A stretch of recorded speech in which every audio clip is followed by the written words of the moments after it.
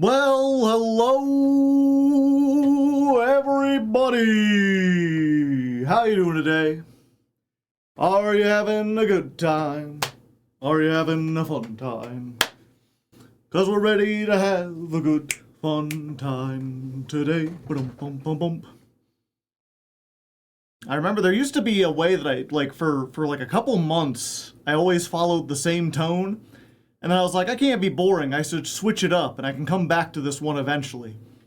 And then I forgot how the original one went. So now I've been trying to rediscover it. Maybe one of these days. Let's go ahead, sound effects up, background music up. Hands? Hecahands. Yeah, today's weather, we did Virtual Insanity by Jamiroquai. Dancing, moving, rearranging furniture. And, Do It All the Time by I don't know how, but they found me. Just songs that were in my head for whatever reason. Killer Mudkip 1, thank you for the prime hype, I appreciate it. A Wild Joe appears. I'm not that wild. I'm pretty tame. You know, I wear my colorful shirts or whatever. That's about as wild as I get. Minato Fagan would like a honk from Critter. Critter, you got something to say for Minato? Oh? Oh? Ooh, I see. He had to investigate that one. Hard Hand Joe? Yeah, I guess so. I don't know what to buy for this month. Do I just get Hecahands? Or do I just get like Hulk hands? Would my hands fit into Hulk hands? Probably not, right?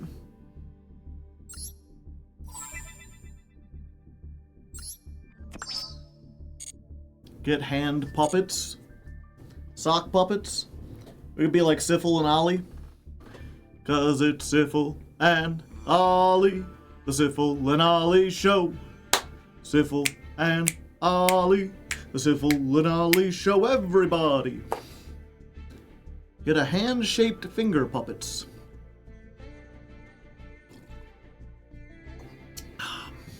Thank you, Critter, for the acknowledgement. So Hecahands won? Yes, Hecahands won if you did not see the thing. It barely beat out Art Mage by 2 votes, but people were more interested in catching hands than maging arts. Print a bunch of hands and tape them to your shirt. I guess I could. Now there's a show I haven't heard in decades. I'm surprised anyone remembers Syphil and Ollie. I will say I've been, since we had so much fun rewatching all the old Strong Bad emails. I'm like, I wonder if there's another show from ye olden times, so maybe something from like either the internet or Adult Swim where they're like only 10 minutes and we could watch it. And I was like, oh yeah, they recently uploaded all of Xavier Renegade Angel. That's become kind of a meme. Like, people have seen parts of it but probably haven't seen the show because it only had 1 season that played at like 4 o'clock in the morning. But then I've watched a few episodes and I'm like, man, I don't know, I don't know if it just the times have changed or my mood has changed or maybe things just like you're just willing to accept more stuff at like 4 o'clock in the morning when you can't sleep. But that show is, I guess the word would be like far edgier than I remembered it being. I was like, oh yeah, he's like a goofy guy. He does goofy things. It's like, I didn't expect him to be, to like, kill a bunch of babies. You know?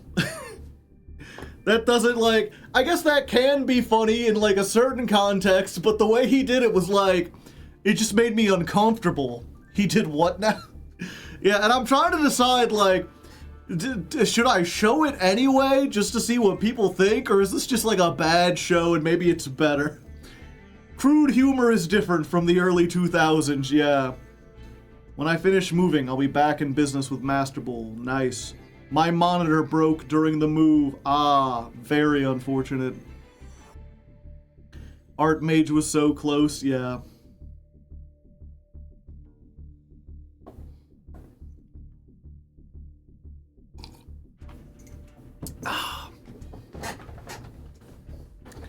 He did. I don't know. It's weird because there are parts of it that still like I'm like that's clever. They got clever writing. Whoever was writing this was on some shit. But then for every one of that, that's just like a bunch of like, ugh, that didn't age well. I think they were going for something there, and it doesn't quite hit these days. We'll see. We'll see. We still have Shadowstone Park to get through. And I guess we've been here for 5 minutes. Did y'all see the new ban list? I didn't make a video on it because by the time I realized it was, it had gone up, it was like 7 in the morning and I needed to go to sleep. The pan list, yeah. I feel like most Adult Swim humor hasn't aged great. There's a lot of episodes of Aqua Teen Hunger Force that are still really funny. I'm not so sure about C-Lab. I'd have to go back. To be fair, I remember even at the time, C-Lab was kind of hit or miss. But it had its moments. I'm trying to think of what other, like, early... What other early... I really want to go back and watch Stroker and Hoop someday. That show was, like, ahead of its time. That show was great. Unfortunately, I think, like, it got killed by the art style not being all that good and people not really getting what it was going for. Like, if they just had a little bit more animation budget, I think that, that show could have been great.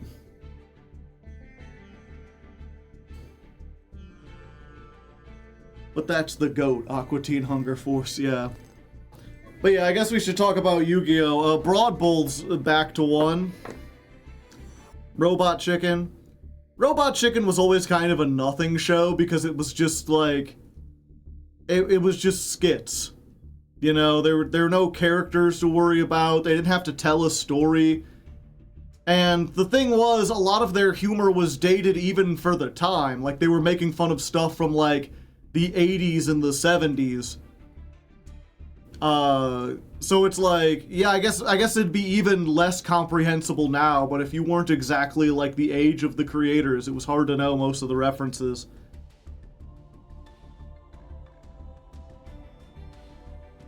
But yeah, Broad Bull's back to 1. I'm curious, I remember I saw Pan the Cat, of all people, made a ban list reaction on YouTube.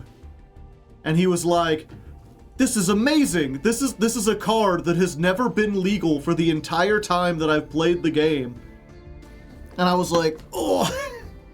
It's so weird to know that they're like, I mean, I guess I always did know there were people. It's just weird because I always feel like I jumped on really, really late. Like I didn't go into my first locals until like the end of the Synchro era. Like, I'm pretty sure there were, like, there was, like, a Grenosaurus and, like, a Grenosaurus and, like, a Acid Golem into Utopia, like, the first time I went to locals. Like, they had just introduced Ixies. And I had played a little before that, but I hadn't really kept up with, like, any newer cards. It was just me and my friends playing with older ones.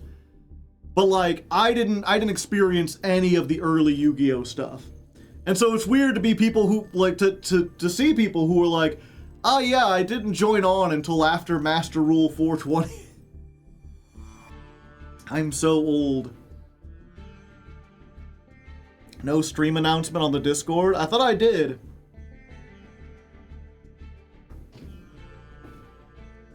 I wrote it out and forgot to hit enter again, chat. I'm sorry. There we go. That might explain why there's less people here. Oopsie doodle. Yeah, that's the thing is, like, I write them out. Alright, 1 second. I was scratching my arm here and I hit something, like a pimple or something. Like, is it bleeding? No. No, it's just irritated. Did I miss Joe saying it was the end of days? The Broad Bull is coming back because it's a bad sign. I don't know. I'd always heard that this was one of those cards. The thing is, right?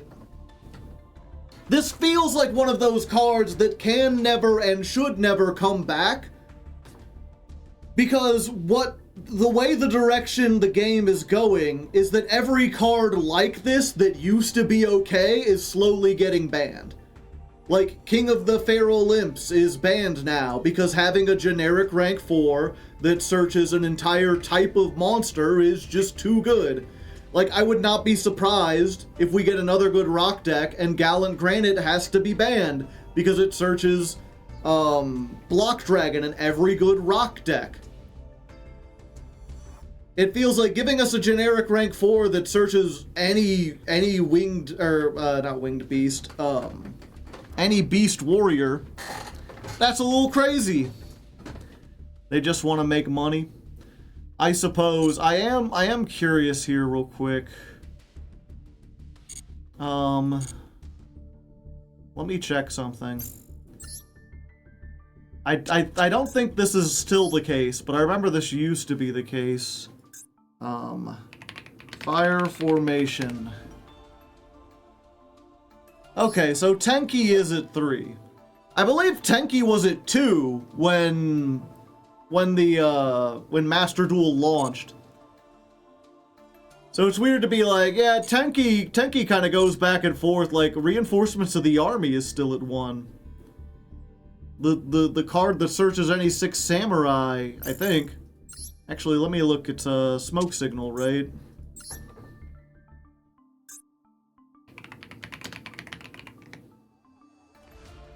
No, she ends Smoke Signals at 3 too. Okay.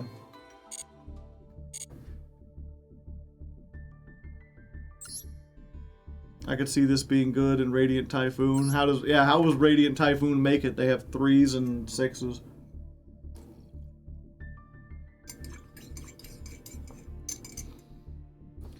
Yeah, so we'll see. There, you know, I remember when they unbanned like Masterpiece and a whole bunch of other stuff, and I was like, what was it? It was like Masterpiece and Nightmare Goblin, and I was like, are you fucking high? Like, those cards cannot come back.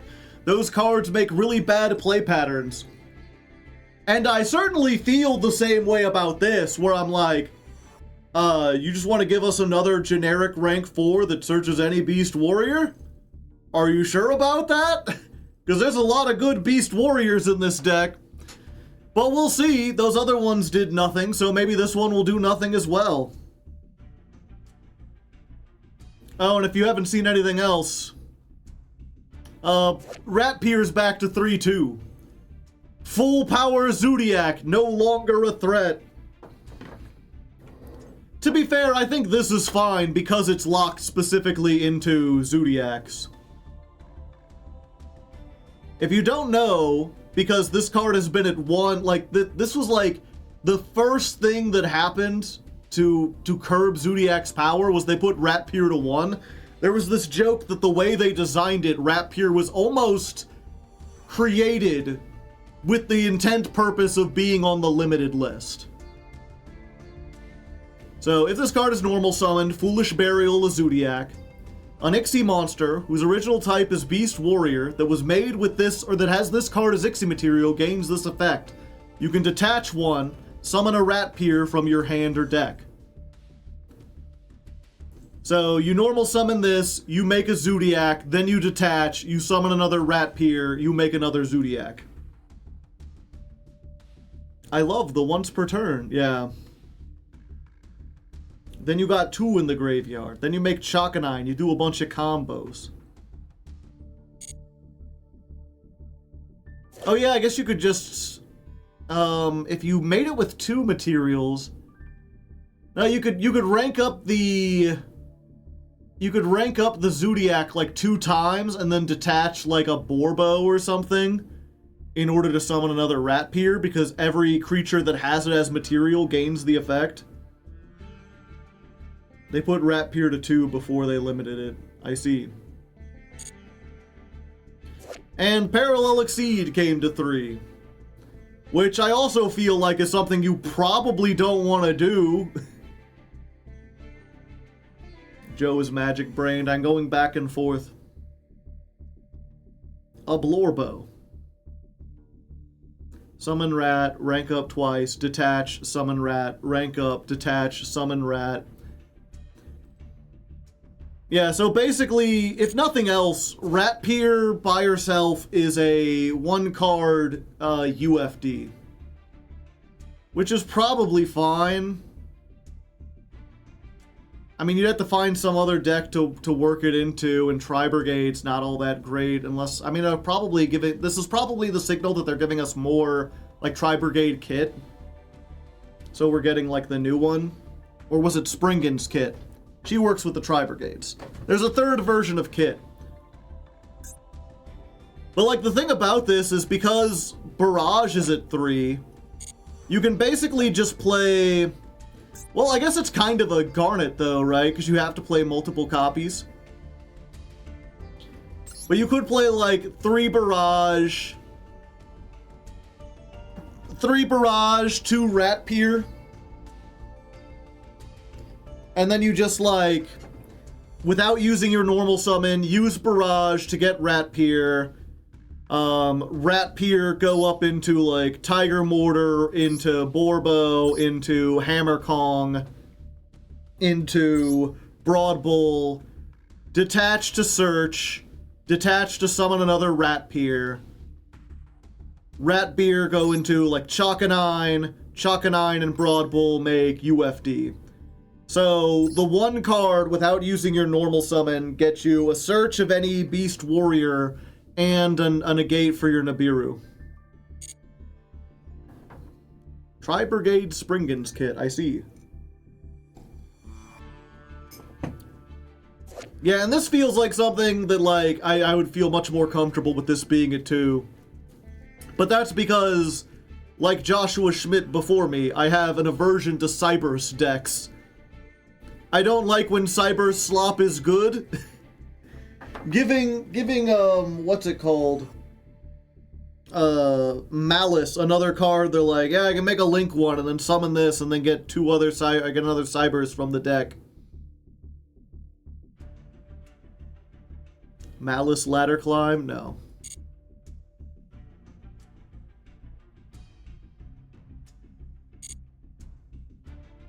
What else? We got some new accessories. There's a Power Patron thing. No one cares. And then this. The Link Decoder event, chat. Have you seen this? Have you heard about this?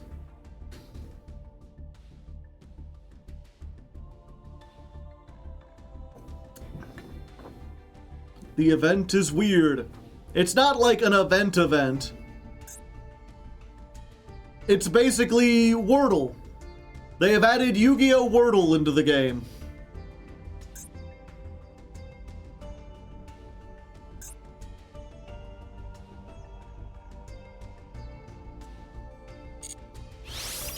Card decoder. This is what it needed. Use this hint as a clue. The attack is 1700. Okay, so it's probably Flamevel Firedog. I don't know why I thought that would work. Flamevel Firedog has 1900. What am I thinking of? It's the Jirak Guaiba? I knew there was some fire card that, like, summoned another thing from the deck. Yeah, I think it's Jirak Guaiba. Let's go. Property matched, card frame, attribute, attack. Oh, hey. You get gems for this? Alright. We going up. Okay, so we know it's a fire monster with exactly 1700.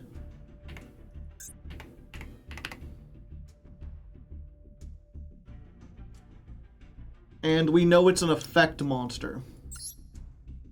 The card frame is right.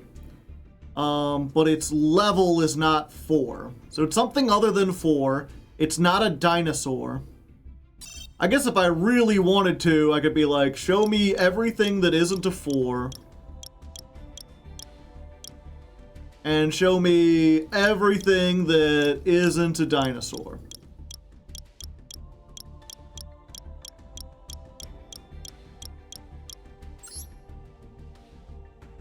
Huh. There's shocking... I thought there would be more than that.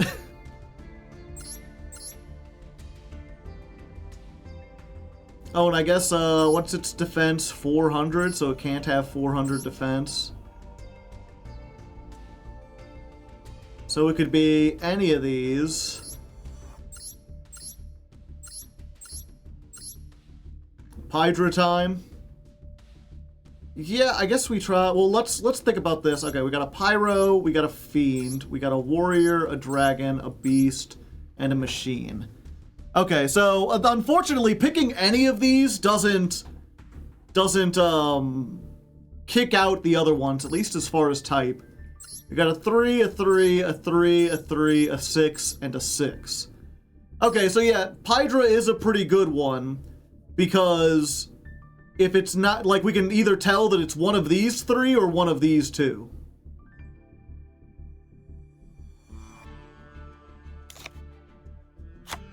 Let's try this.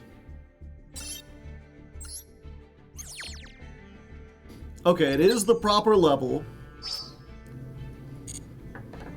It's not the proper type or defense.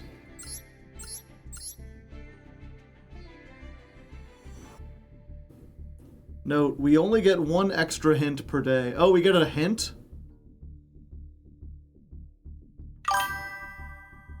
Gone Dome Boy, thank you for the prime hype.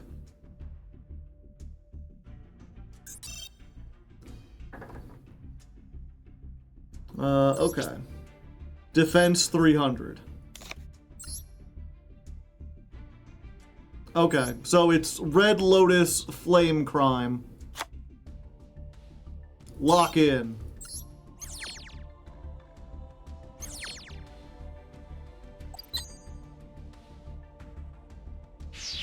What a strange thing to pick. Correct. So what do you get, like 100 gems? Oh, we get another one. Use the hint as a clue. It's a fiend type. I see.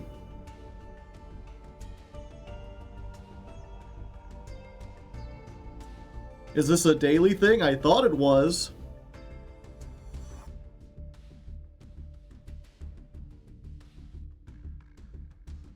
Challenge period until 6. Oh, we get 1 attempt today. Okay. Oh, 3 daily attempts. Gotcha. So I can't confirm. Okay, so they get me the next one, but I can't actually use it. I mean, it's one of those, like, I guess I don't want to complain because, like, it is a neat thing that'll probably be fun to do on stream every day. It's another reason to log in. It is a fun way to learn about some new cards. It is, they are giving some gems away. But, it's not what I wish they had spent development time on, you know? I just can't help but feel like, that's neat. When are we getting Genesis format? I feel like that would be really easy to code. You already have the ladder. Just put another ladder on there. Adding a point system would be easier and less involved than this.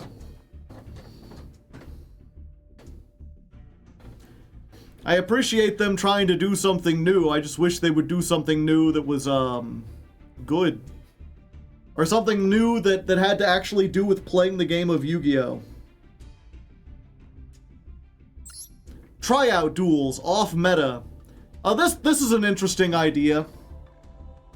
I wish it was an event instead of just a tryout duel. but you can only use cards that have a usage rate of less than 0.1%. That's an interesting way to use a mechanic that, you know, we don't have in Paper. What are you playing for this? I don't know. Dice Rally Survey. Did you enjoy it? Sure, it was fine. I didn't use newer unfamiliar cards. Didn't use them. That's all right. Yeah, they're fine. Yeah, it was good.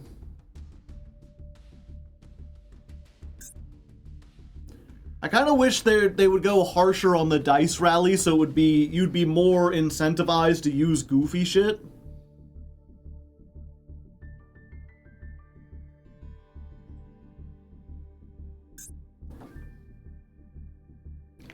I feel like the dice rally should be more silly. Ban more modern archetypes so people are forced to use older and weirder cards in conjunction with the bonuses they get.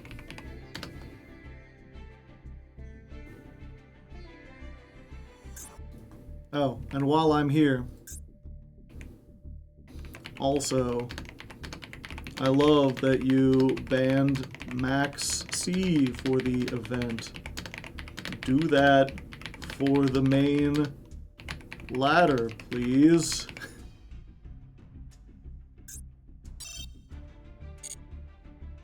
Oh, nothing? Not even like 10 gems?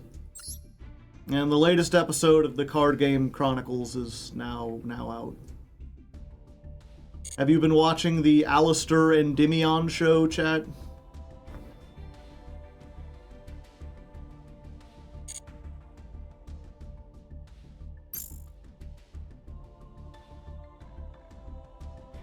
Sure haven't.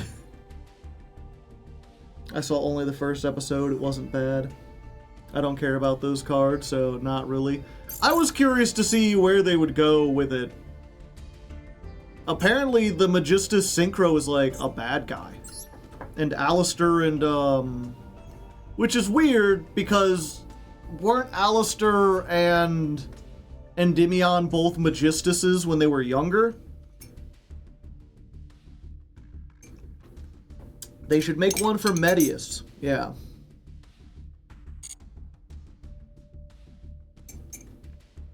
Yep, the next episode is the Witchcrafter.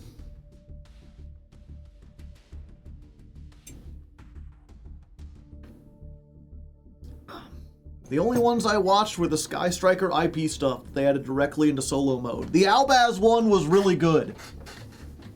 The only flaw with the Albaz one was that it stopped. When is the Ojama episode?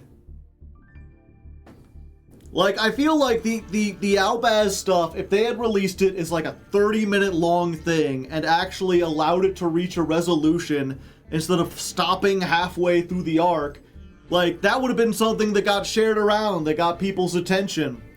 But for whatever reason, they're determined to do this, like, 10 minutes a month. Less than, like, 5 minutes of animation a month. Yeah, it actually tried to follow the story. It wasn't just hype moments and aura.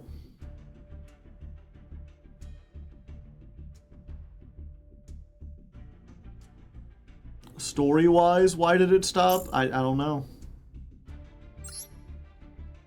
Crinkles Season 2. What the fuck is Crinkles?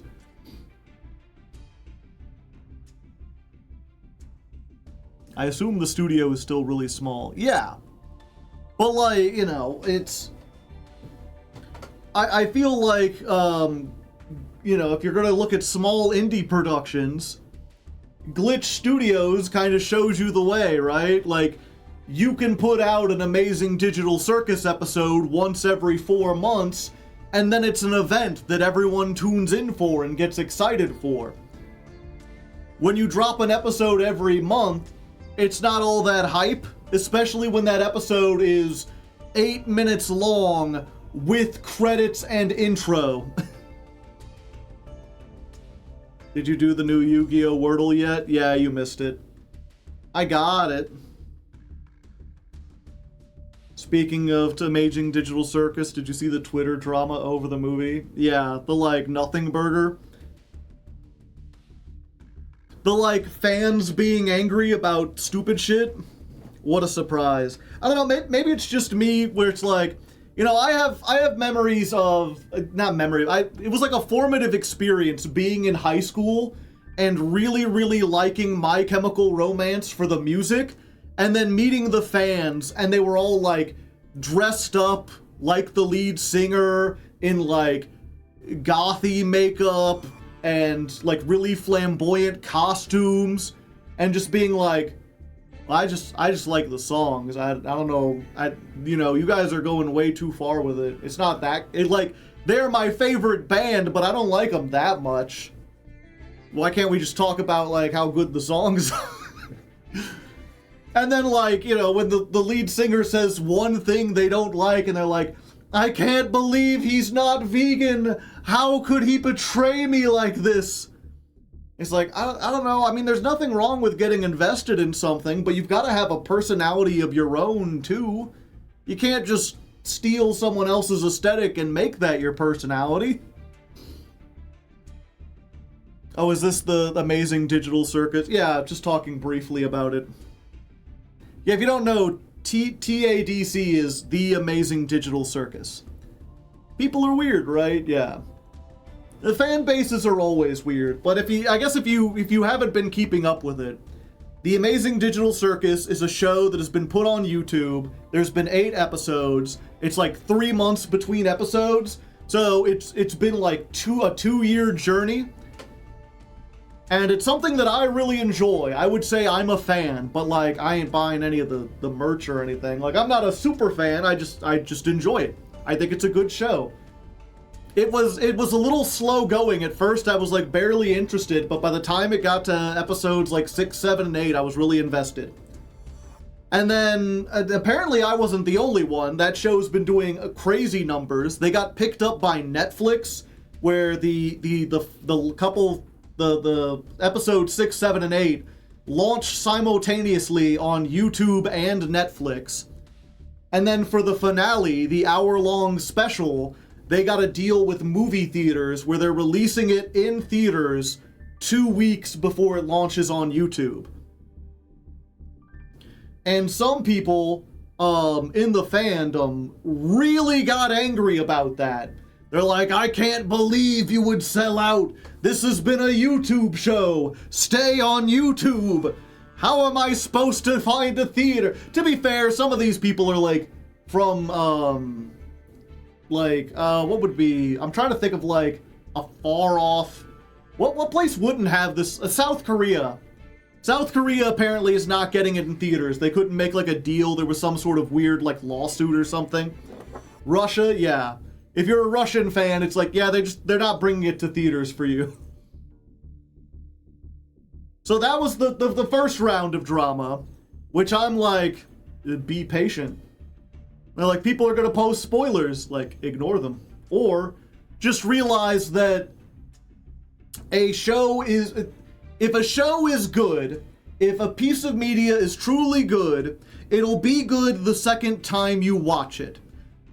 The spoiler, the surprise, knowing what happens is not the be-all, end-all of the enjoyment of a story. Or if it is, then it's either a mystery story or it's a bad story.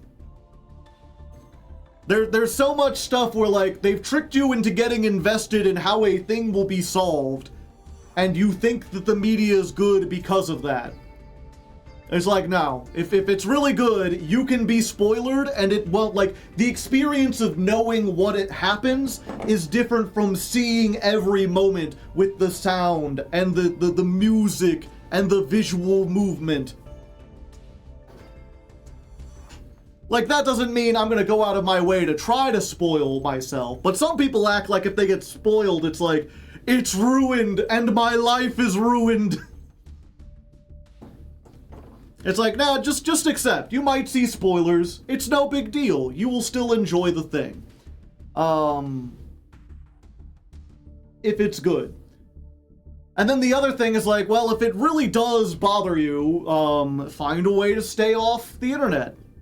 And if it really, really bothers you, but also you cannot avoid the places where spoilers might happen, you just gotta have the serenity to accept that there are some things about the world you cannot change.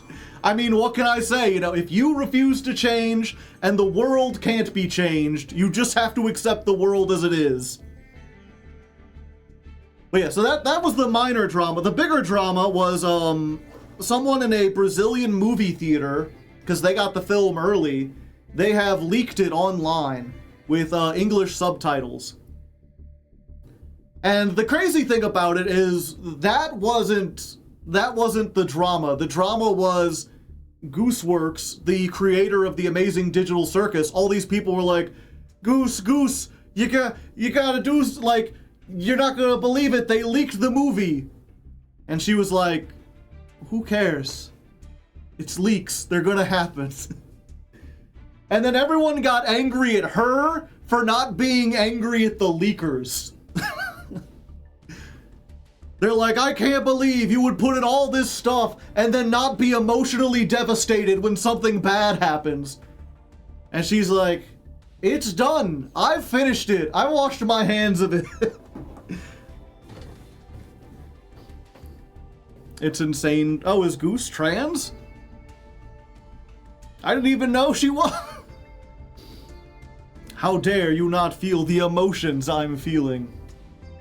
It has happened. What is she supposed to do? Yeah, exactly.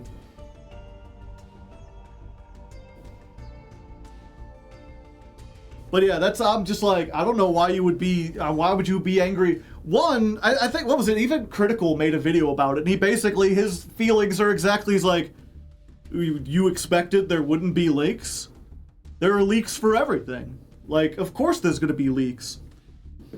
That's what you're gonna have, that's what's gonna happen. Like, yeah, soon someone's gonna live stream the movie from a theater the day it comes out. Like, even if it doesn't happen early, like, there's still going to be leaks or whatever. Can't someone behave? Yeah. And it just goes back to, like, you know, the unfortunate thing is, what was it? No matter what you do, no matter how noble and great of art you make, there is always going to be like 10 to 20% of people who just do not get it and are unhinged weirdos about it. It's unfortunate, but it's true. And with a lot of fandoms, it's easy to ignore them because, like, you know, like Wheel of Time has unhinged weirdos, but Wheel of Time is not the biggest fandom in the world, you know? So if 10% of like 100,000 people, it's like, yeah, that's still like 10,000 people, but that's spread out. They aren't all in one place. They aren't all going after like Brandon Sanderson or whatever. But once you get a thing where like I think the pilot of the Amazing Digital Circus is at like 500 million, like it's huge. Then like that 10% becomes like, you know, millions of people. Are we testing Hecahands? Yeah, we'll be doing a little bit today. You cannot fathom, not be, yeah. And again, the other thing too is just like, unfortunately, and I don't want to blame Goose because, you know,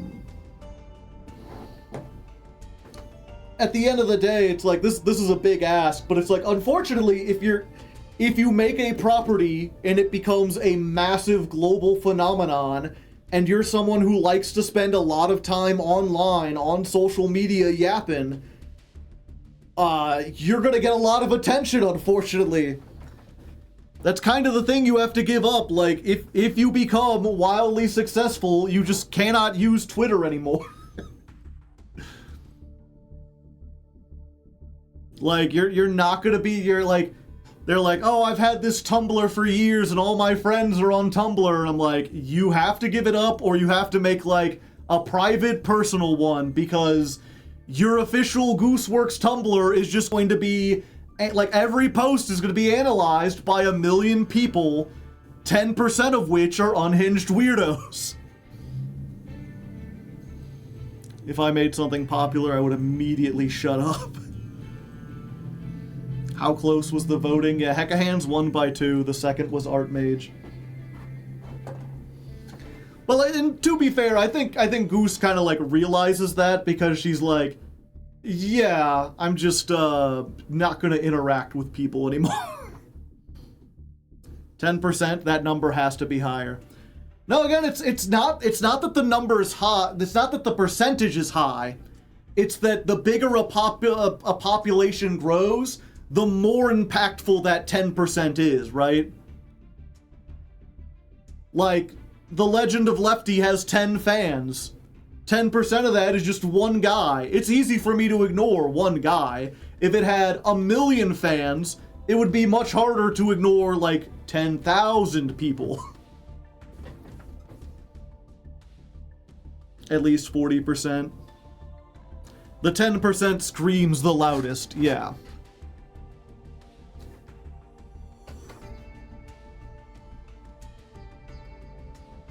I mean, that's the, what was it? I think it was the... This isn't like a concrete rule, but there's a thing in business called the 80-20 rule that holds true across... Like, it holds true across time and across a whole bunch of different industries. Which is like, 80% of the complaints you get come from 20% of the customers.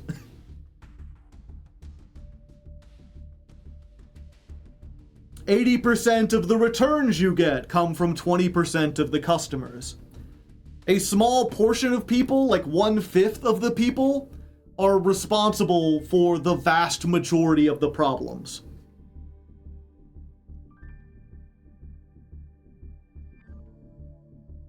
I've gotten so many random people on the street to recognize my Kinger pendant on my purse. It's popular and not among not extremely online people. Yeah.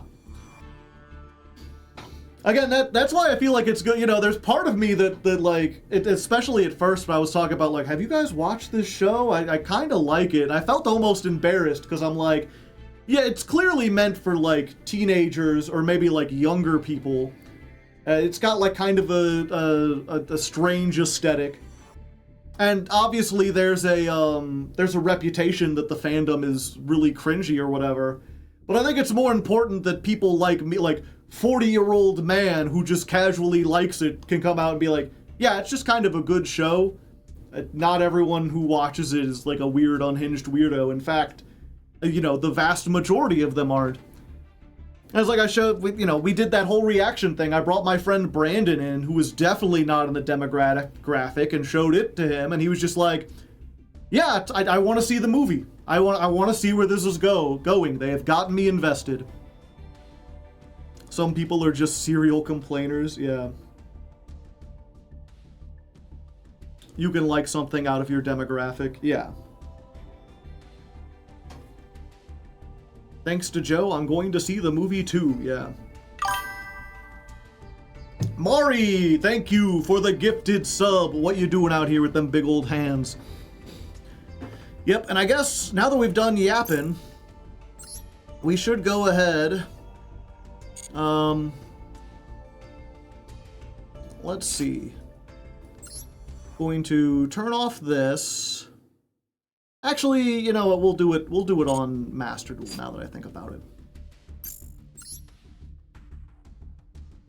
Gifted Lamau. Gifted to yourself.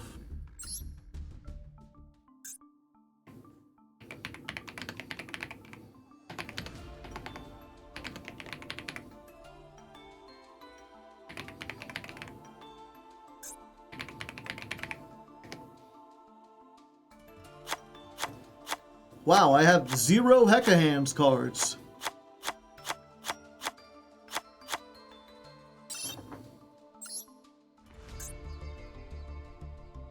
Have I not opened any of these packs? Okay, we still have 43 days. Yeah, I guess not. Okay. Not very Heka at all.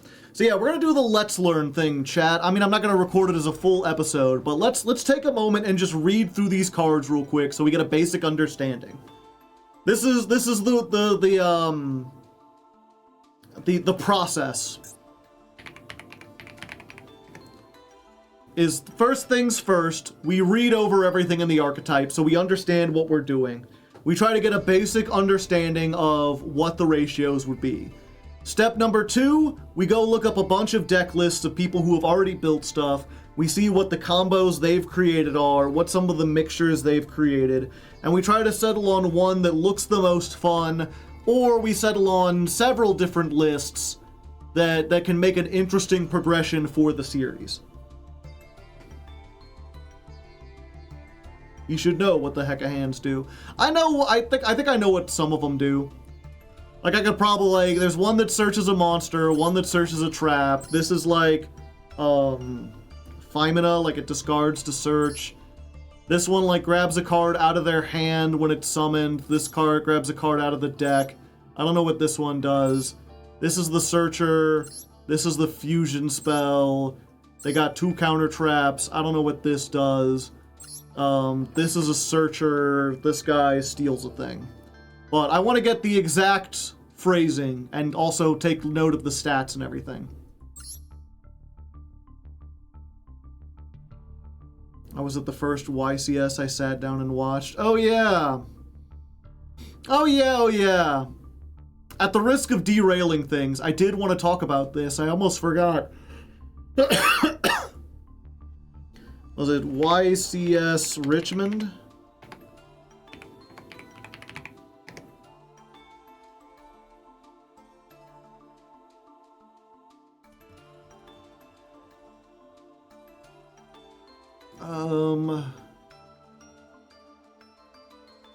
Columbus. Columbus, Ohio. Which was specifically, like, I don't really care about the TCG. What I care about is, of course, Genesis. I've talked at length about how much I enjoy Genesis. I think it's a really neat format. I feel like it's slept on. Like, there's a bunch of people who have not given it a chance that do not seem to know what it's like. And the thing I always hear about Genesis is like, oh, well, it's all the same decks. It's just, you're just facing Draco Tail and Radiant Typhoon and Cool Tune. What's the point? Well, what is even, why should I play Genesis? And I just want to point out, they had a YCS for Genesis. Oh, that's the wrong window capture. Let's try this one. Yeah. Here was the breakdown. Number 1 winner, Red Dragon Archfiend. If you are a fan of RDA, guess what? Number 1 Genesis deck. You can hop down here with Red Dragon Archfiend and come in first. And yes, there is a Radiant Typhoon. They came in second. But of course, the Radiant Typhoon deck is very different in Genesis because they don't have the Link monster. They have to rely a lot more on Ixies. Third place was Voiceless Voice. And do they have the list here? They do.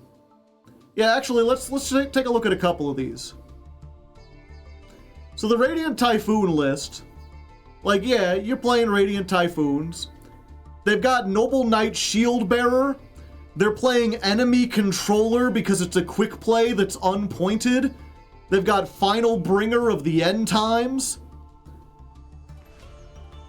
Their extra deck includes 2 Dantes. The side deck I don't care about. Leviton. Oh, because you can overlay 2 level 9s. Gotcha. Final Bringer.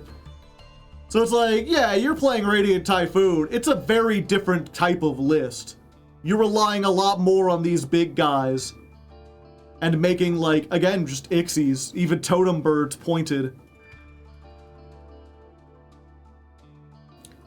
And then the voiceless voice deck. You're like, yeah, whatever, it's voiceless voice. I've seen that, but... Regenesis? They've got a whole package of Regenesis. Including Regenesis Lord, the boss monster. They aren't just playing the negate, they're playing all of them. And they're playing Dogmatica Fleur-de-Lis the Thunderbolt. And Royal Archfiend and Lava Golem with 3 Illusion Gate in the main deck. And Dark Spirit Mastery to search the Lava Golem. It's like, this is really neat. I would not have think that these would combine together.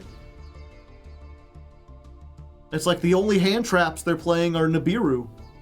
And they've only got 2 of them. Other than that, they're just hoping, like, yeah, if I lose the coin toss or whatever, Illusion Gate and the searchable Lava Golem will get me there. It's official meta. A lot of people are side decking it because it's 0 points, but it's not in the main. Yeah, 4th place, Mimighoul. Mimighoul, then Doom Z. Cool Tune is here. Fucking Monarch.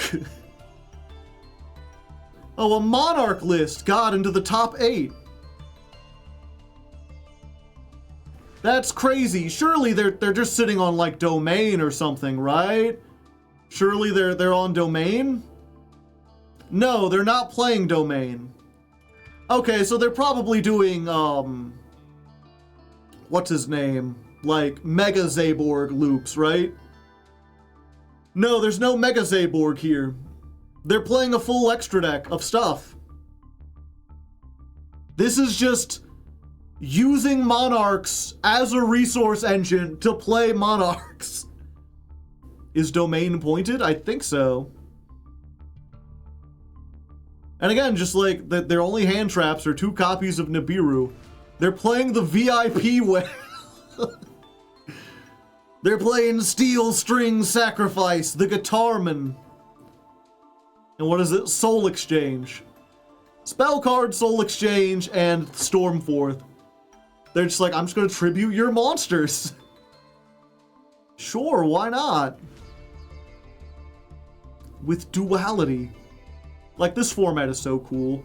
There's so much deck diversity. There's so many different things you can do.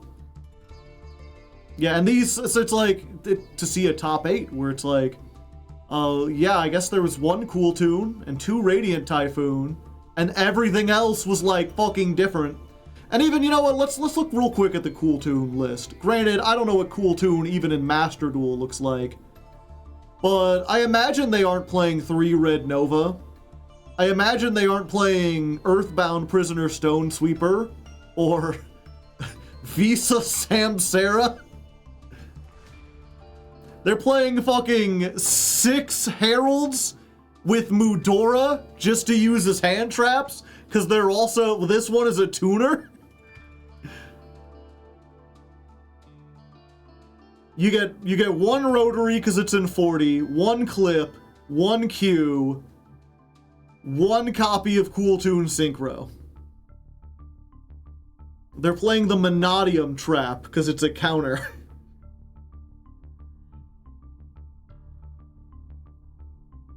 With DD Designator in the sideboard. For Droll or Nibiru. Declare a card name. Look at your opponent's hand. If they have the card name, remove it from play. If they do not, remove 1 random card from your hand. It's Jaxel. Certainly. Certainly. Yeah, and Clown Crew and, wait, Exodia? Exodia made it into the top 32. Okay, 1 second. Yeah, Clown Crew and GMX are decks that aren't out in Master Duel yet. GMX is like a weird dinosaur deck. Clown Crew does like tribute stuff. We got Hecahands, we got Predaplants, Super Quant, Pearly, Odeon, another Red Dragon Archfiend, Exo Sister. The top 32, who made top 32 with Exo Sister? That would be Doug Zeef. Good old Zeef. Just casually making a run into top 32 with Exo Sister. Okay, Dark Time Lord Exodia.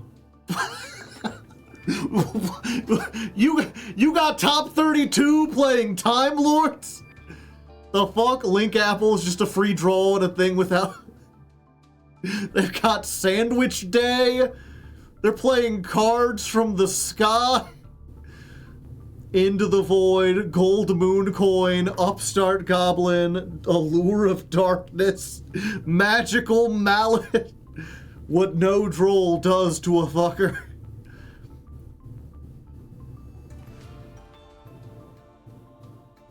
Check out Peeps' list. Yeah, Peeps made top 42. I forget, his name is like Jordan, right? Yeah, he was playing Mimighoul. With Treasure Panther?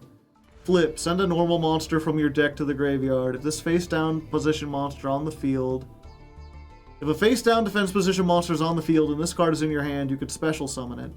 Target 3 face-down monsters, change them to face-up, and if you change 3 monsters, inflict 900 damage.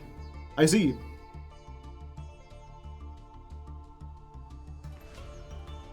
Yep, playing 3 Book of Eclipse. Different Dimension Ground. Bot Herder. Yeah, he's playing Cerberus. 1 copy of Zeus. The cheesy-ass Summoning Curse. Fun stuff. Exo Sister, I imagine, looks largely the same. Oh, I see. No.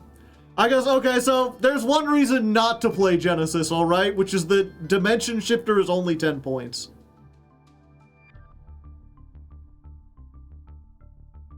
He's just going all, he's like, fuck it, I'll go second. Dark Hole, Illusion Gate, Unbreakable Ixie Barrier. My board is unbreakable. That card needs to go, yeah. Dimensional Fissure is just 0 points. Evil do. It's the unfortunate thing, right, where everyone is like, Dimension Shifter needs to go. It's not fun. And then Konami is just like, who came in the top 4? Was it a Dimension Shifter deck? No, it seems like none of these are playing Dimension Shifter. These are all decks that actually use the graveyard. Oh, here's a Mimighoul deck. They can play Dimension Shifter. He's not, but theoretically they could. There's Doom Z. Is Doom Z playing Dimension Shifter? No. What about that Nicooltoon? No, definitely not. No, how far down do you have to go before you find a Dimension Shifter? There's a Hero deck. Monarchs, of course. Mimighoul. Oh, it was fucking Peeps' list. It's like Peeps and DZ for the only people in the top 32 that have Dimension Shifter. Starlight, Mistaken Arrest. Ah, I see. Hero topping is crazy.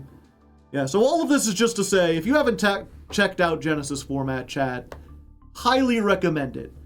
Very cool, very interesting. I love this format. I love the deck building decisions.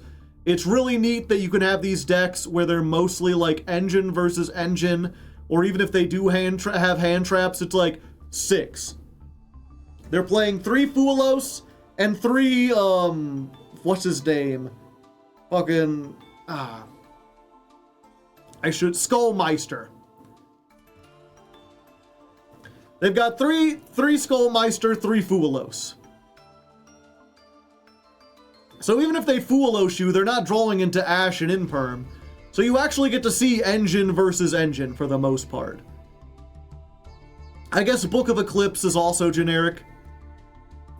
But man, it's so weird because it's like, I remember there was a time when like, Ooh, am I going to dedicate 6 things to hand traps? And now it's like, how quaint. Your deck is nothing unless you can get 18 slots. Unless half of your deck is non-engine, don't even talk to me or my son.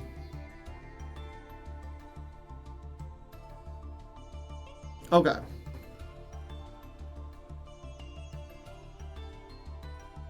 They should make Genesis 2 with pens and links.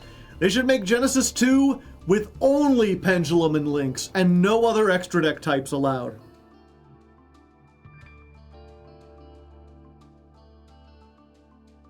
I like seeing DD Crow again. Anyway, let's read Hecahands real quick. So we got Ibtel. You got a sleeve with hands coming out of there. Oops, all hands. So, level 6, Illusion. I'm just now realizing these can't be normal summoned. Are they all Illusion? Okay, they're all Illusions. You know what that means, Chad.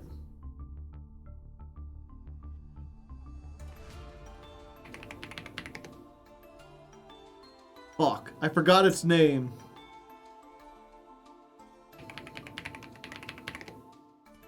There we go. It means we can play Solidarity. All our illusions will get huge! Nightmare Apprentice, yeah. I have 1. Which, if you don't know, is you could special summon it by discarding a card. If it battles a monster, neither can be destroyed by battle, which is the standard illusion effect. If this card is summoned, add an illusion monster. Need 3, probably. An expensive deck for rich people. Okay. So, if this card battles, neither can be destroyed by battle. So it's got the standard illusion effect. They're all just Marshmallow. If this card battles... If this card battles... Okay, so all the main deck monsters have that effect. If this card battles... If this card battles... If this card battles... Okay. So all of them are just undestructible by battle. Good to know.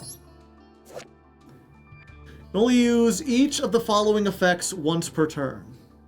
Okay, but each one can be used once per turn. Reveal this in your hand, shuffle it into the deck, special summon a Hecahands from your deck in defense position.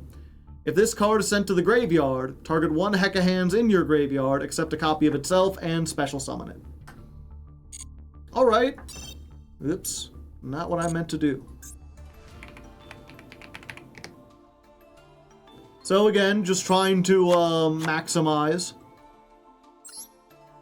And then Yodel. It's a lady hand. This one is only 1. Oh, no, there's a second one sneaking down there. And then she got the wings of hands. 2100. You can reveal this card in your hand, shuffle it into the deck, add 1 Hecahand spell trap from your deck to your hand. This is after the semicolon, so you can reveal this, and if they ash it, you get to keep it in your hand. If it's sent to the graveyard, you could target a Hecahand spell trap in your graveyard and set it. Yeah, probably also a 3 of. 16, 21, 21, 16. Gotcha. I mean, they're probably not going to be summoned. They literally shuffle themselves away, but this gets any monster onto the field. This gets any spell trap onto the field. Is 1 to 2 of, I see. Murabakiel. Now this is one of those biblically accurate angels. They got hands everywhere. 3 if you feel spicy. So you can use each of the following effects once per turn. Reveal this in your hand. Fusion summon a Hecahands fusion from your extra deck using monsters from your hand or field, including this card in your hand. If an illusion monster is sent to your graveyard, while this is in the graveyard, add it to your hand. Okay. So you don't have to discard it, you just reveal it. This takes 2 Hecahands. This takes a Hecahand and an illusion, so 2 Hecahands. This takes 3 Hecahands. No idea if this is a 3 of. I'm pretty sure one of the fusions is a starter, so maybe. For now. Hecahands Godos. He only has 4 hands. That ain't Heca. That ain't Heca at all. What happened to the angel aesthetic? All the other ones are angels, but this one's like my demon. Okay. Then they all have the 2 effects you can only use once per turn. If a card is added to your opponent's hand, except the draw phase or the damage step, you can summon this from your hand. During your opponent's main phase, you can target 1 monster in your opponent's graveyard, special summon it to your field, but banish it when it leaves the field. It's a lore thing. They're factions. I see. Okay, so this is like a disruption. And it's not a very good one. If they draw or search, you summon this, and then you can take a monster out of their graveyard. Not great. One of, at most, I feel like. Hecahands Gygus. You only got 1 hand that I can see. This is the least Heca so far.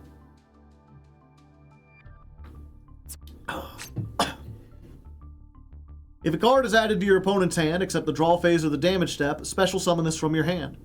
During your main phase, excavate the top 3 cards of your opponent's deck, and if you do, special summon 1 excavated monster to your field, shuffle the rest into the deck. Yeah, so this is an extender. Look at the top 3 when your opponent searches.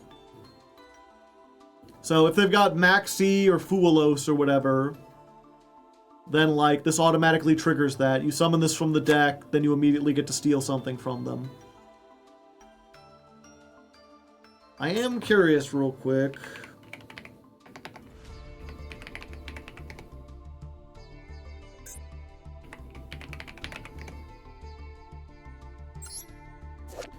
Each time your opponent special summons a monster from the deck and or extra deck. So if they Fuelos and you Gygus and you summon from their deck, does it trigger Fuelos? Yeah, they'll draw. That's stupid.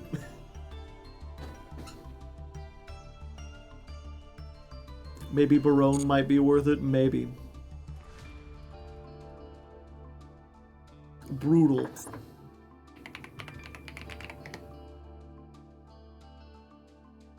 Oh, if they Fuelos. Yeah. If they Fuelos, like you activate this, they chain Fuelos, you'll summon Gygus, they'll draw a card, that triggers Gygus, they'll... Oh wait, no. The search isn't when they... Yeah. I guess you could summon one from the hand or whatever. But yeah, then you look at the top 3, okay. So it seems like a good extender, especially one of the few things I know is that Jowza is a Hecahands plus an illusion, but can be fusion summoned or special summoned by tributing 2 monsters you control, and a face-up monster owned by your opponent, and an illusion monster. So you can basically treat whatever you grab as a Hecahands to make Jowza. And then Barris, who has 3 hands, so at least they're trying. He also looks like Swamp Thing a little bit. If a card is added, well, if a card is added to your opponent's hand, you can special summon this. During your main phase, you can look at 1 random card in your opponent's hand. If it's a monster, summon it to your field. Funny. You get to do the RB thing, kinda, but you don't get to look. Considering these are all high level, I'm like, yeah, maybe just 1 of each.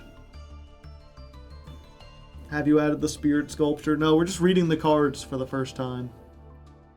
The hidden Hecahands. Ooh, ah. They're doing like this. The Kamehameha pose. When you activate this card, you can also send 1 card you control to the graveyard. Add a Hecahands monster from your deck to your hand. Then, if you sent another card at activation, you can set a Hecahands spell trap from your deck, except a copy of itself. You can banish this from your graveyard. Your opponent draws 1 card and discards 1 card. So yeah, you use this to get any one of these, and then you can banish it if you have any of these in hand, and then they'll be able to summon. Graveyard effect triggers the guy. It's a searcher, so you probably want it. Nightmare hands.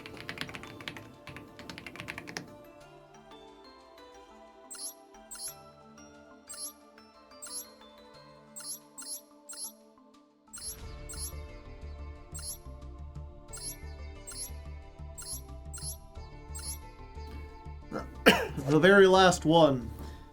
Send an illusion from your deck to the graveyard. During the main phase, if you control a level 5 or higher illusion monster, you can banish this card, target a monster in your opponent's graveyard, summon it to your field, but banish it during the end phase of your next turn. I see. Yeah, probably doesn't seem great. Foolish Burying one isn't as useful. Hecahands Tartaros. Looks like a field spell, but is quick play spell. A big Tower of Hands. Activate one of these effects per turn, but you can use each effect once per turn. Okay, so it's a twice per turn, but unlike Cool Toon Synchro, you gotta use each effect, once. If you control a Hecahands monster, target a spell trap your opponent controls, return it to the hand. Or fusion summon a Hecahands fusion from your extra deck by banishing the materials from your field and or graveyard. If you use a face-up monster you control that is owned by your opponent, you can treat it as a Hecahands. I see. So maybe like a 2 of. You want to see it sometimes, but not all the time. Let me refresh myself real quick. Okay, this adds, so you can add and then immediately fusion summon if need be. And then if it's sent to the graveyard, you can set it again. So you can like activate this, fusion summon this away, then immediately set it again. If need be. Ab Owl Hecahands. Come with me, and you'll see that I am a pure abomination. The traps are 75% of the power of this archetype. When your opponent activates a monster effect, while you control a Hecahands, negate the activation, and if you do, destroy the monster. Then you can special summon the monster to your field. A steal! Yadal Hecahands. He's like, get back! When your opponent activates a spell trap while you control Hecahands, negate the activation, destroy that card, then you can set it to your field. Insane effect, yep. The little yoink. The yoink and steal. The problem is, this gets you to that. None of the other cards do, as far as I could tell. Hecahands Bait. Well, I guess with hands like that, they would be a master baiter. Ba-dum-bum, ba-dum, ba-dum-bum, ba-dum, ba-dum-bum, ba-dum-bum. You contribute one Hecahands monster, or a monster that is you control that is owned by the opponent. Take control of one monster the opponent controls. And use this effect once per turn. Once per turn during the end phase, send one card you control to the graveyard. I see. So they've got a monster negate, a spell trap negate, and a steal. And potentially something that yanks out of the graveyard. That's not much in the way of interaction. We've got... Is this a quick effect? No. This isn't actually Femina. This is only during your turn. The only way to quick effect fusion is this. So, Jowza can be made with either 2 Hecahands or a Hecahand and a monster your opponent controls. If this card battles, neither can be destroyed. During the main phase, add a Hecahands card from your deck or graveyard to your hand. Alright.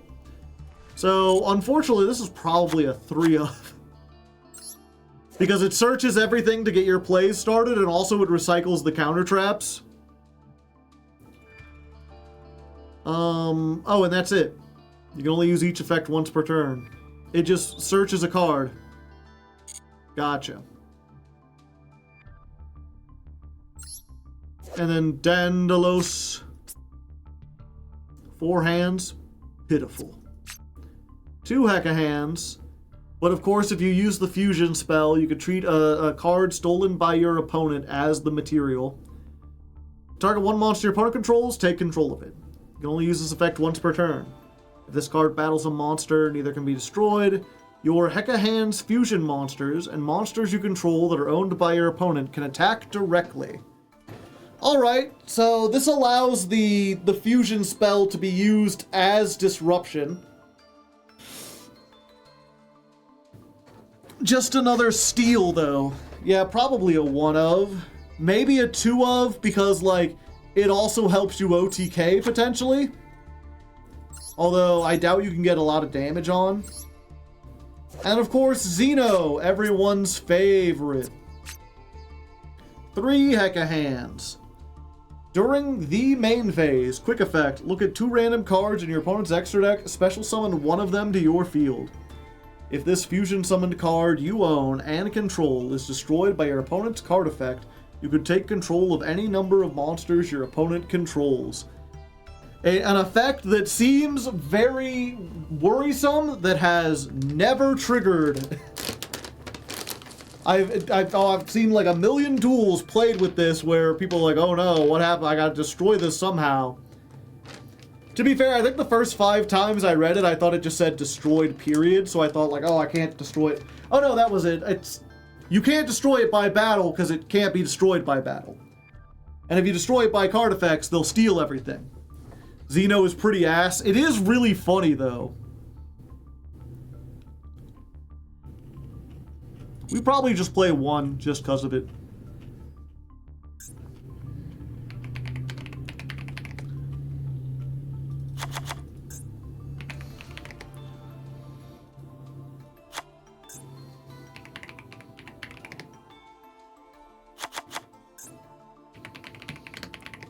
And we'll just go ahead and put the Master Duel tax in here.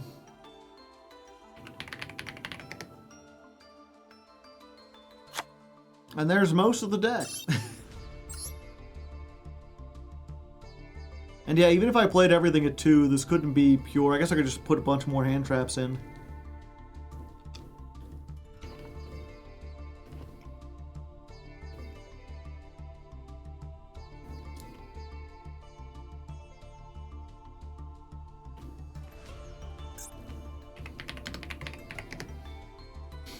What's the solidarity for? It gives 800 attack. Smile.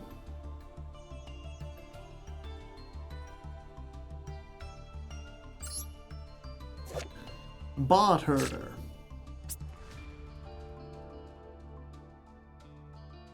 He's the guy from, whatchamacallit? Some of the Malice cards. Target 1 monster your opponent controls that is a face-up monster you own or a face-down defense position monster. If that monster is no longer on the field or is a monster you own, apply these effects. Take control of all monsters. So wait. Target a monster your opponent controls. I would have to give them a card to do Bot Herder. How do I give them a card?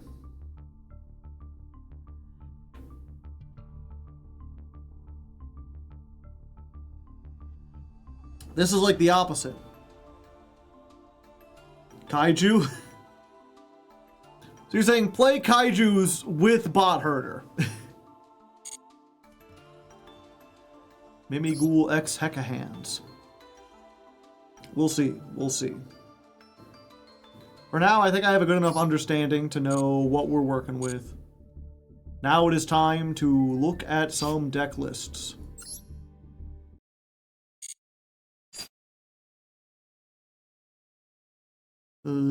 Do I have a tab?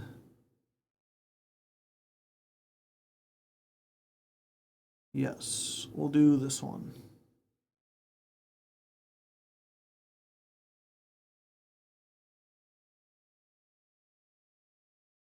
Oh yeah, I guess I should also mention this. Zombie Vampire and Dampier. Yeah, we'll see.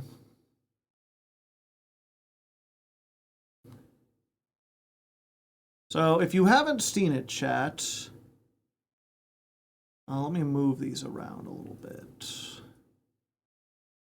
There we go.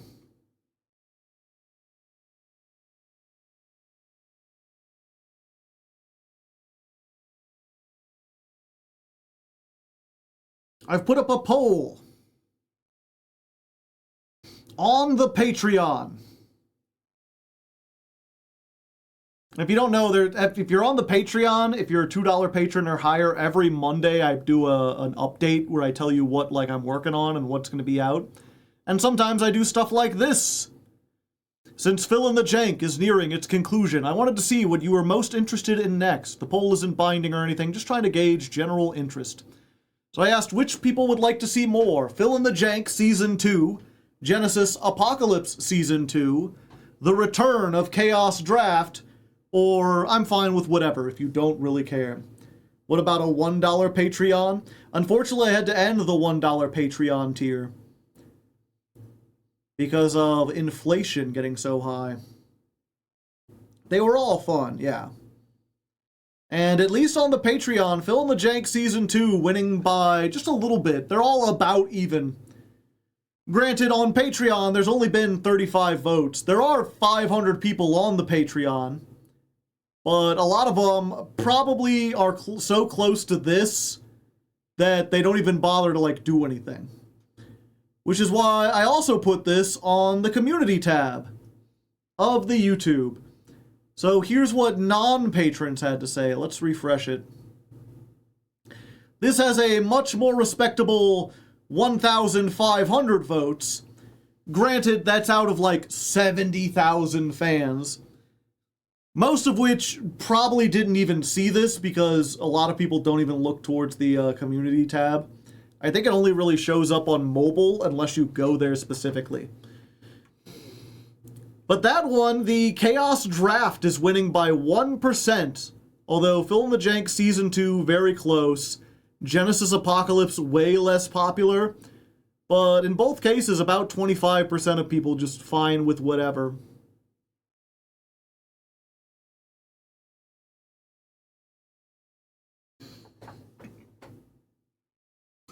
I would vote Chaos Draft if I was on Patreon. Well, if you're not on Patreon, go to the post section of the YouTube and you can vote here.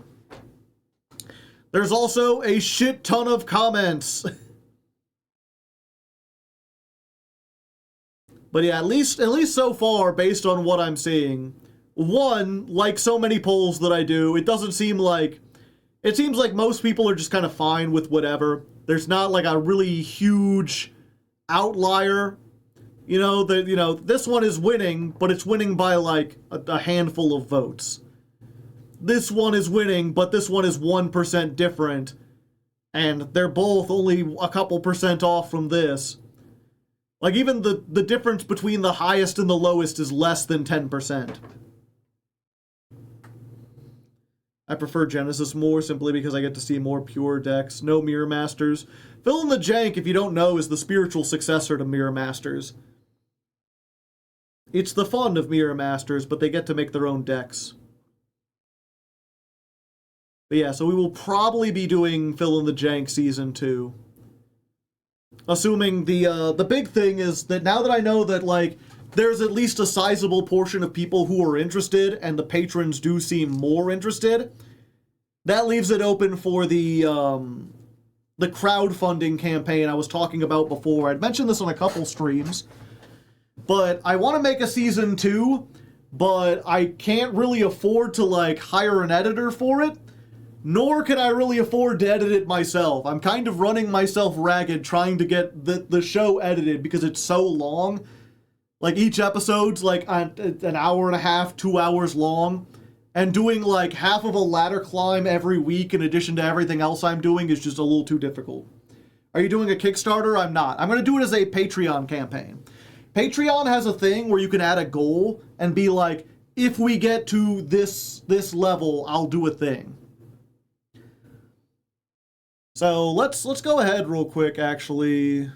Let's look at my Patreon. What's my goal at? Or what's my current thing at? I'm making $2,200 a month. And I think I calculated that per month, the editing cost for Phil and the Jank 2 would be $600. Which is a pretty small budget for like a weekly show. I feel like it is doable. But it is also a little, I don't know.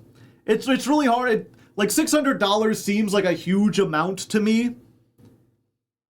But I've lived like paycheck to paycheck most of my life. So what we would do is we would just set this at like $2,800 and be like, if we get enough people joining the Patreon that it gets to 2.8, then we will go ahead with a season 2. I will use that money to hire an editor. We'll go for, what would it be? Another 10 episodes, which would be 3 months. And then if you want to leave the Patreon after that, you can go right ahead. It'd be far too difficult to make all those series at once. Exactly. So I'm gonna try that, and we'll see how it goes. The only thing I'm kind of worried about, right? Like I kind of wanted to do it as a Kickstarter, because I feel even though the Kickstarter would be like, what was it, for all 10 episodes, it would be like $1,500. So like it's a bigger goal, but it's also like if we only reach 1,000, I can just be like, well, we didn't reach it. Here's everyone like refunded. I'll leave the Patreon and take the kids as well. Yeah. So it would be easier to just be like, well, we didn't reach the goal, let's do it. The problem with Patreon is like, you know, if I get like $500 worth of people joining the Patreon, like I can send out a message and be like, unfortunately, we didn't reach our goal. If you don't want to be charged for Patreon, you leave before the end of the month. But I don't have a very easy way to just like close the campaign, especially because, you know, people could join without doing the campaign. I love FitJ, but I literally cannot do more. That's perfectly fine. I do not want you to like go into debt trying to fund this. I'm just hoping to see if I can get some more support to do it.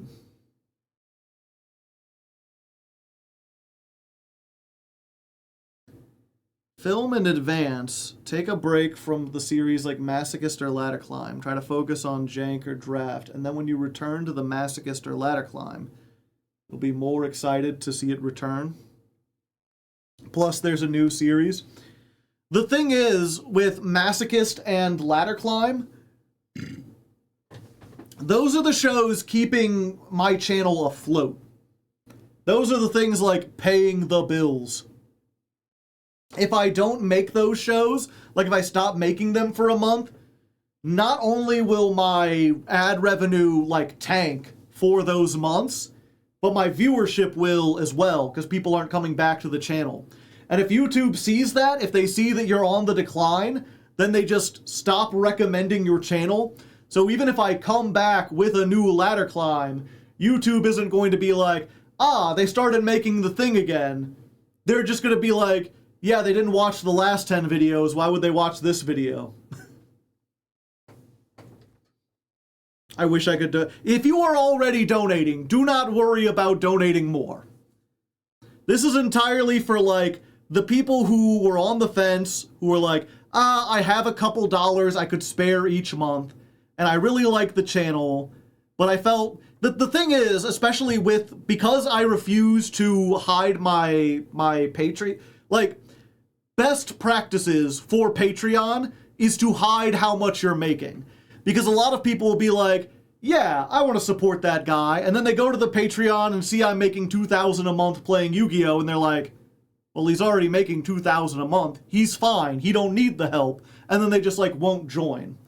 So being able to give them a goal and be like, you know, this is what I survive on, I need money to pay the editor, here's how much I'm paying the editor for the show. If you give me the money, I will make the show. It's much easier to convince people to join, even though I already have like a decent amount on there.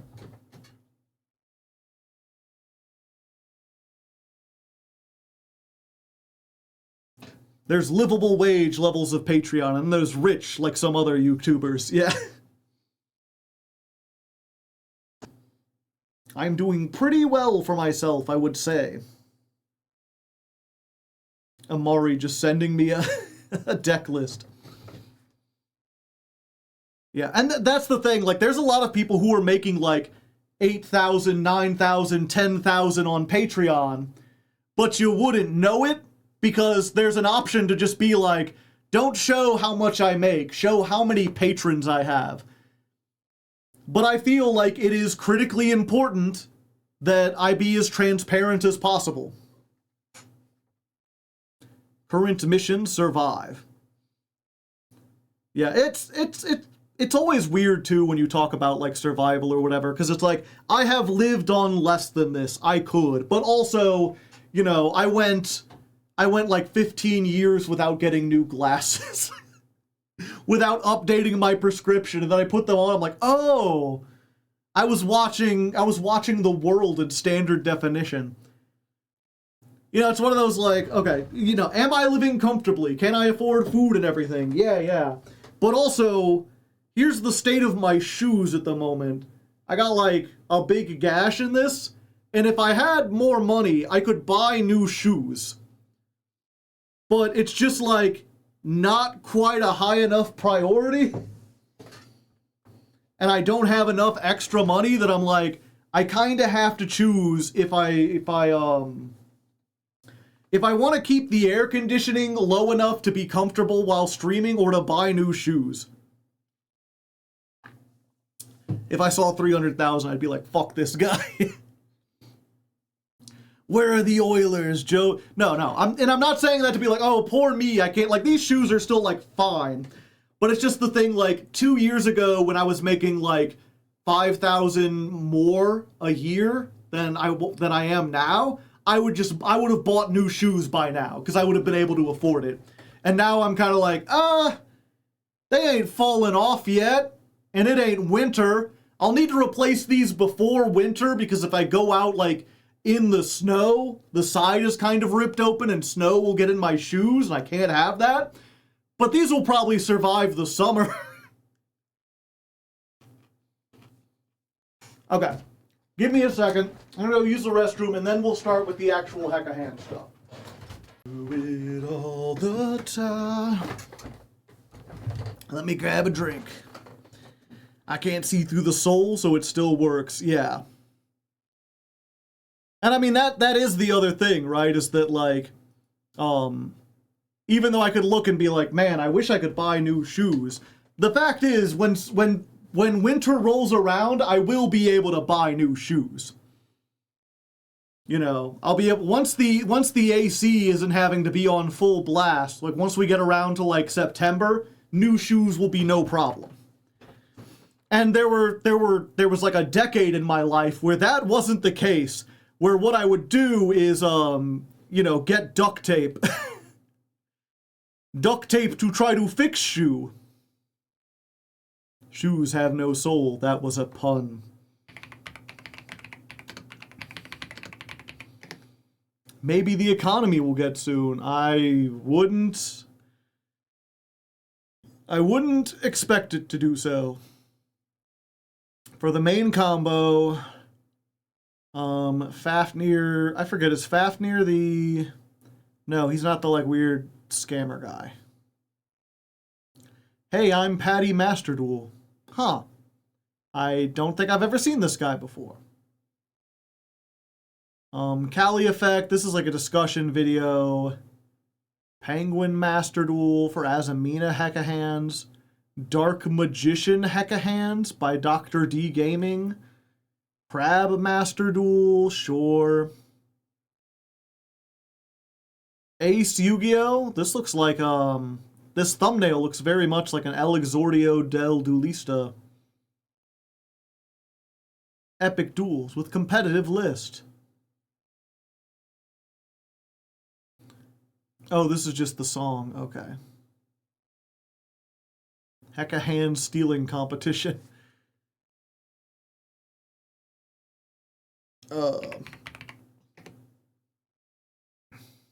I've seen tier Hecahands.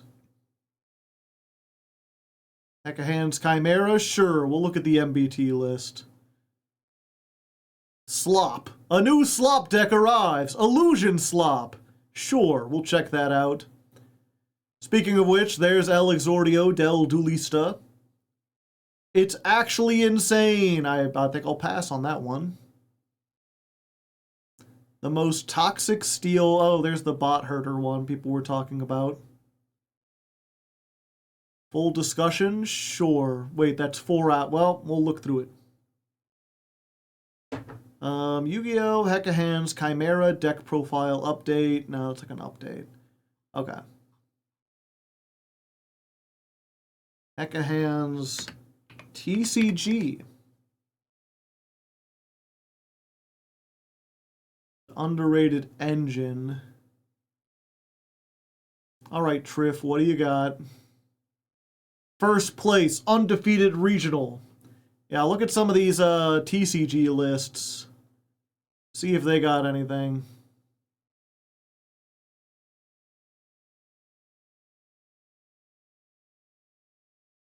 This is when they were new.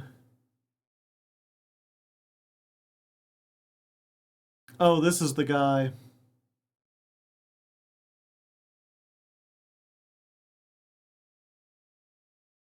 Duel, Evolution, Boogie Woogie Woogie.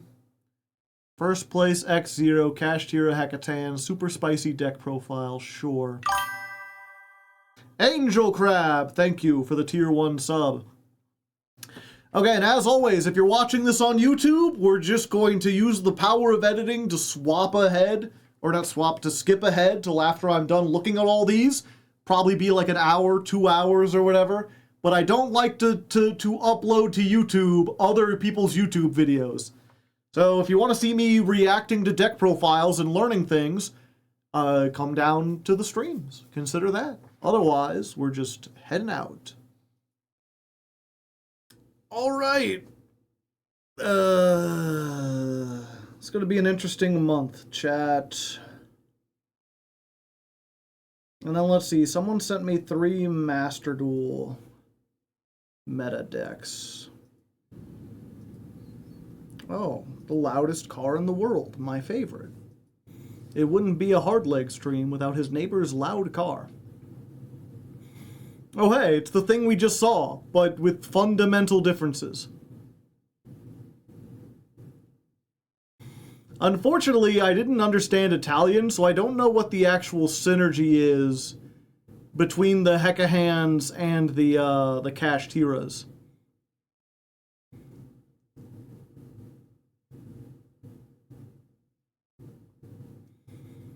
You've got 7s. I guess these 2 are 7s? The darks are level 7s. Okay. Probably all you'll need.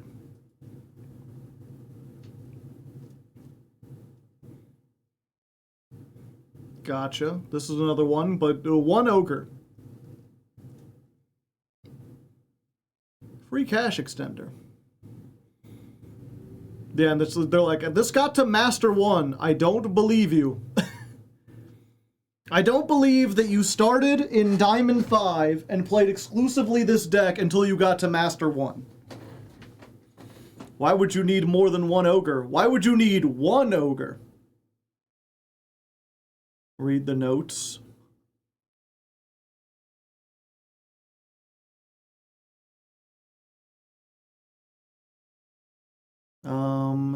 Surprisingly comfortable to play. As long as you can keep a Rise Heart on the field in this current meta, you generally win.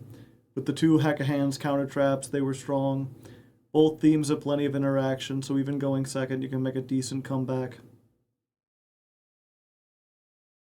Master 5. Oh, I thought this was a 1. Macrocosmos is good. Go first. Make a Rise Heart. Set some counter traps. The other one, yeah, Master 5. This one, yeah, I can believe Master 5. Was waiting for this deck's release a long time and had a blast climbing with it. I'm not going to sugarcoat it. The ladder was not easy with the amount of drolls and cool tune around. I climbed through Plat 5 to Master 5 in the span of 4 days or so and tested Millennium Heca, invalid URL, Fiendsmith Heca, invalid URL, and Pure Heca.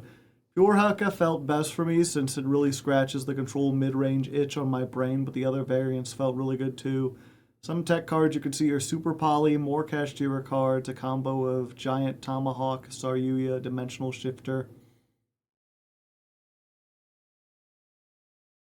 3 of Godos.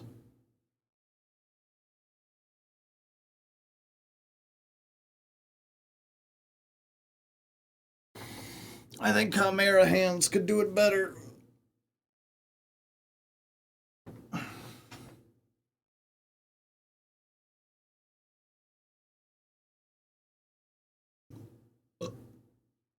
A bit being the key word. Plays amazing into low-impact hand traps like Maxi Fua. Does it? Plays a ton of utility extra deck slots. Counter traps are pretty broken. Xeno is a decent win con against most decks. Killer Toon has like 6 cards that feel good to steal. Godos is surprisingly an annoying hand trap. It works better into certain matchups. With 15 starters, you have a 95% chance of play. Going second is generally bad, though that might be more of a Master Duel problem. Troll struggles against decks with a lot of gas. So, every deck. The counter trap seems to be the name of the game. Yeah. I'm almost like it's not so bad that I'm like, it's right on the edge of being like, do we want to have a review? Do we want to ask people if they want to change their votes after this? Because it really is like, I thought there was so much more to it. I was like, oh, they've got another 2 fusions. Maybe Xeno has some kind of synergy with them. Maybe the other trap does something, but it really is just like, set a monster negate, set a spell trap negate. Hope that you can't be destroyed by battle. I wouldn't vote Hecahands because I know. I wouldn't change my vote. I think this deck is sick. Yeah. I mean, I guess it does depend. Like, if people knew what they were getting in for, then, like, yeah, that's fine. I just, at least the way people were talking about it, and at least my perspective was like, I knew they weren't going to be the best deck. I just thought they had more going on. I didn't realize it was just, like, 2 Omni Negates and that's it. Yu-Gi-Oh! Duelist points for the official website. Oh yeah, you have to give them your information? I ain't doing that shit. I don't think. Yeah.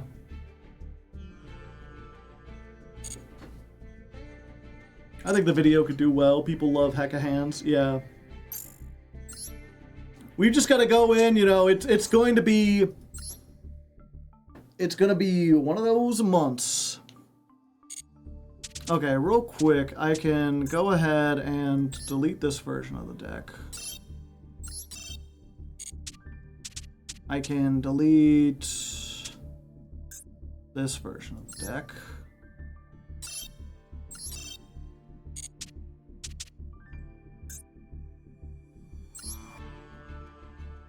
Copy this real quick.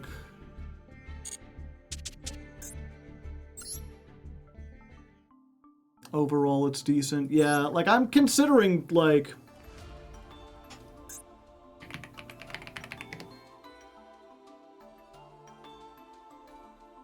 Like, this was a joke. This was a joke. This, not worth it.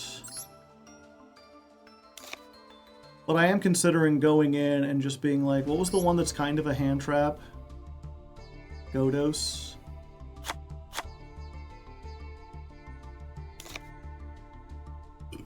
Like, what if we just played this and then filled up the rest with, like, hand traps? Vauna Vaudra would like a honk from Critter. Chat You have, or chat. Critter, do you have something to say for... Okay, going a little early on there, eh? Thank you, Critter. The guy that rips from hand is not worth it? Probably not.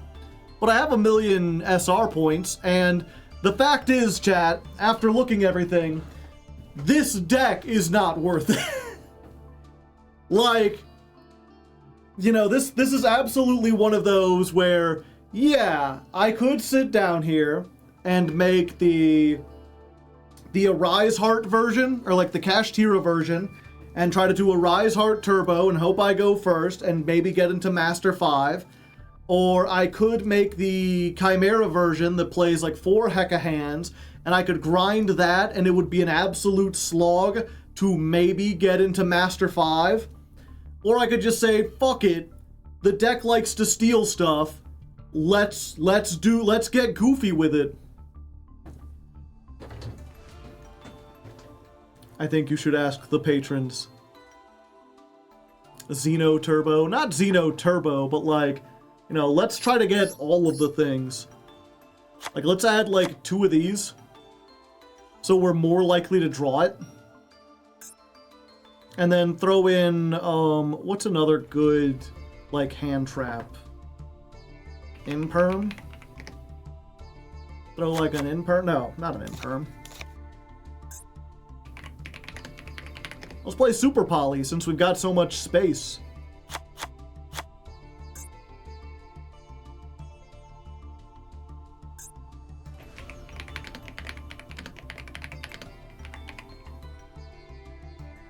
Cup of Ace. I'm not playing Cup of Ace. Oh, Droll. We do need to play Droll.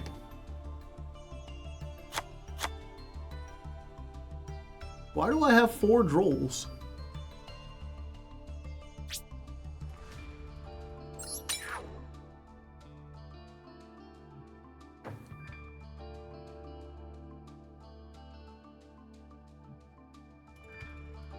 The goal is to see how many cards we can steal from our opponent. You only need 1 of each counter trap. The thing is, right, I don't want to, like, the main combo is, if you do everything right and you don't get ashed, you end on 1 of each counter trap. And so what I want to do is I want to end on, like, both counter traps and bait. So the idea is, if I play 2 of each, I'm more likely to open with 1 of them. And yeah, there's a potential that's a brick. But if I open 1 and then I go through everything, instead of wasting a search on that, I can search bait. You can actually end up on both of the counter traps. I know. I'm saying I don't want both of the counter traps, I want all 3 of the traps.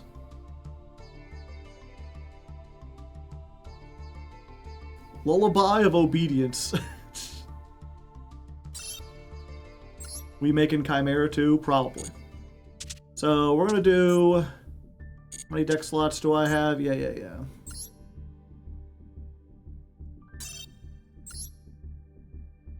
So we're gonna do something like that. And then we're gonna do...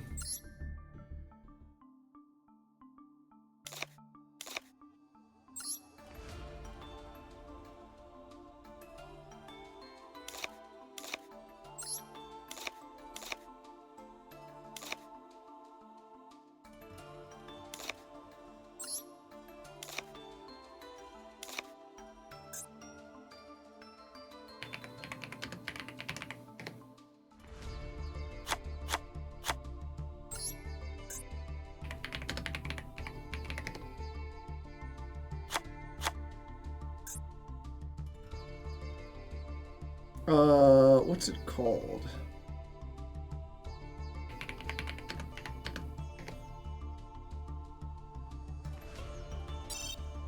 Oh, there it was. I have 2 of these. Might as well. Let me see if I can... Where was that at?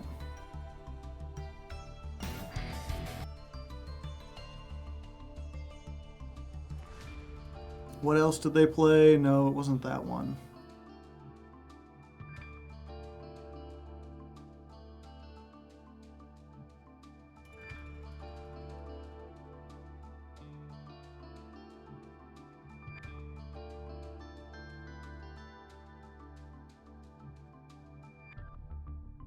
Nope, that ain't it.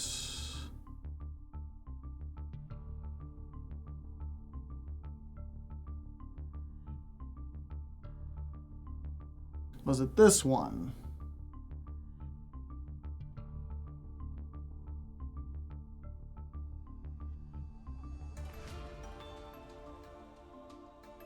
Oh, there it is. Yeah.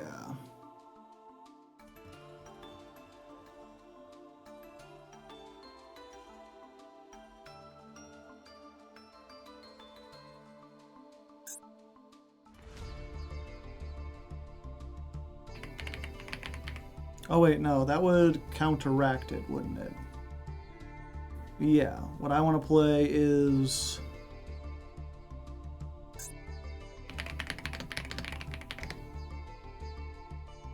Oh, I don't have any change of heart.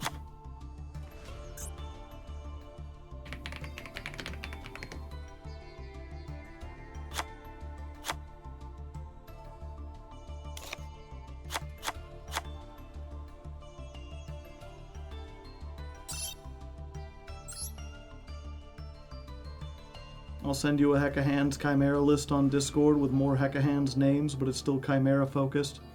I mean, yeah, I know I could add in more, but it's just not going to be very good.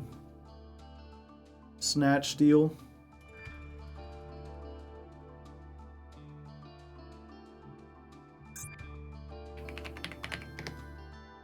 Do I have Snatch? Oh, I do have Snatch Steal.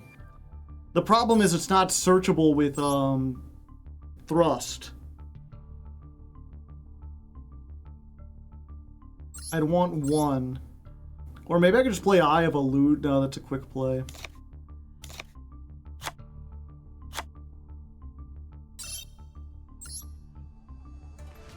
Obligatory Super Poly? Nah, nah, nah.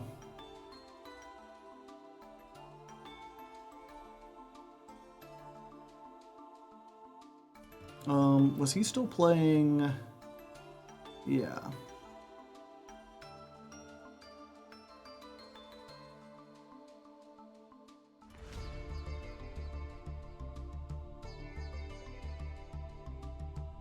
Oh, and I guess you don't need, like, this and this.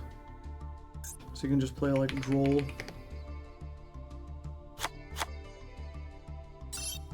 Like, go second. Illusion Mirror is funny, yeah.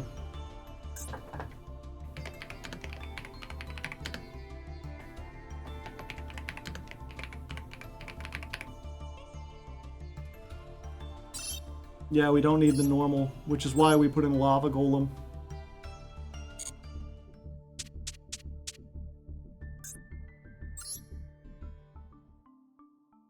And then we do, like,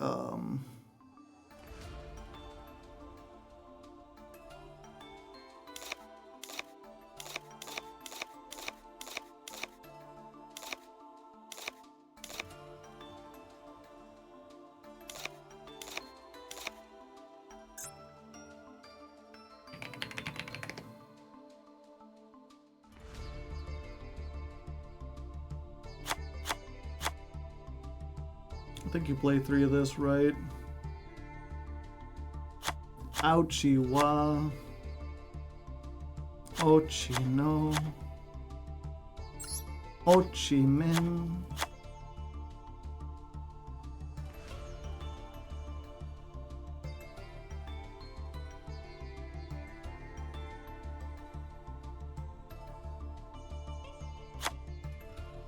Guardian Chimera, yeah.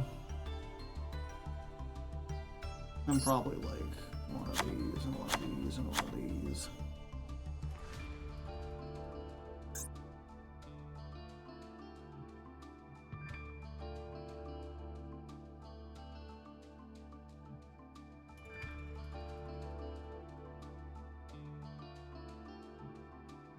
SP, yeah, we'll get, that's not important at the moment.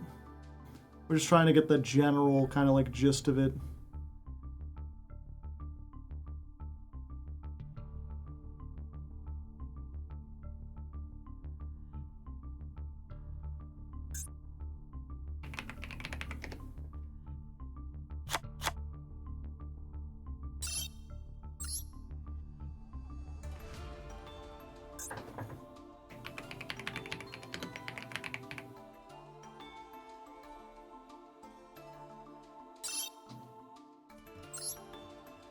Wait, it's nice to see you. It's been a while. Welcome. Hell, we could even, like...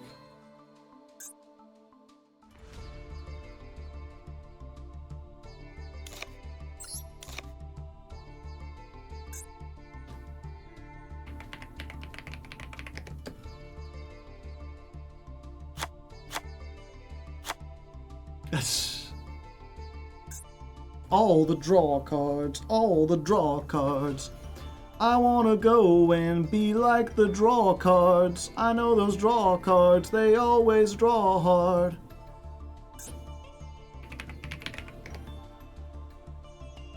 Where's the level 5 Chimera?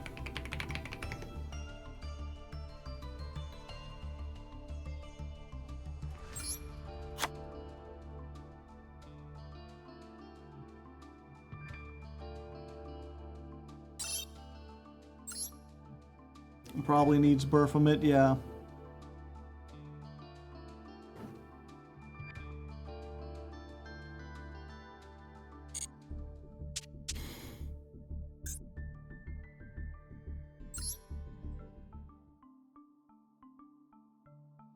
Wait, what happened to my pure Hecahands list? Did I not save it? Fuck.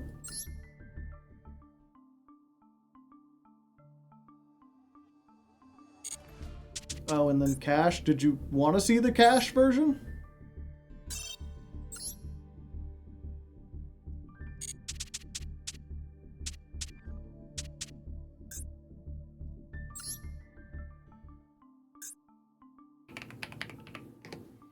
Cached.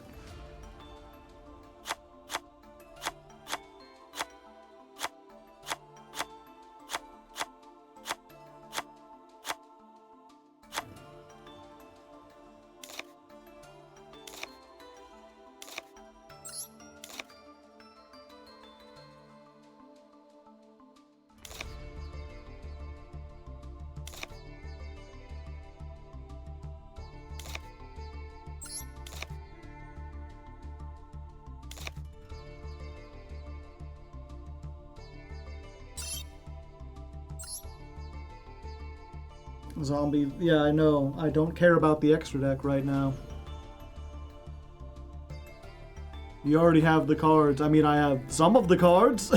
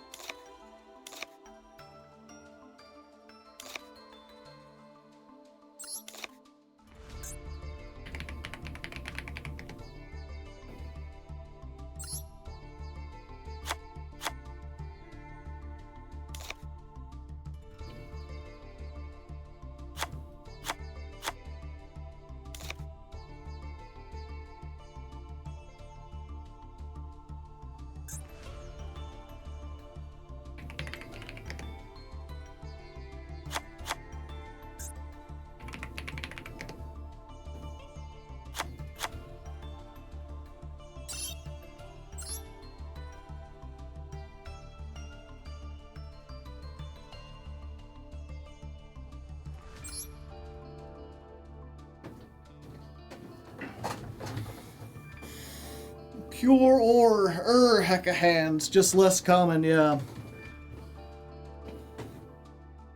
I mean, we'll see. I mean, they're normal, so it's not even that difficult.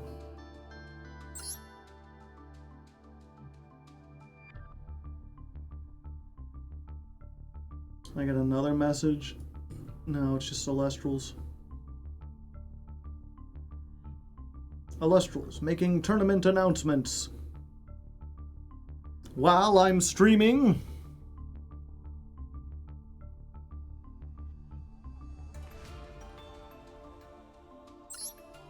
Yeah, so we know we probably can't get into Master. So instead of beating ourselves up over, you know, trying to make the best possible thing and going all the way there. Oh, I still have 2 Speedroid versions.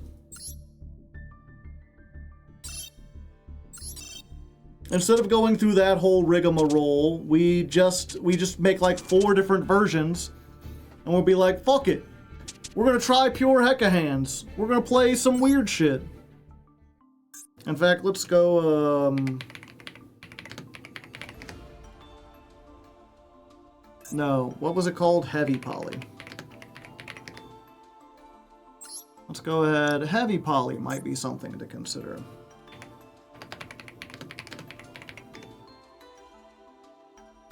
Eye of Illusion might be something to consider.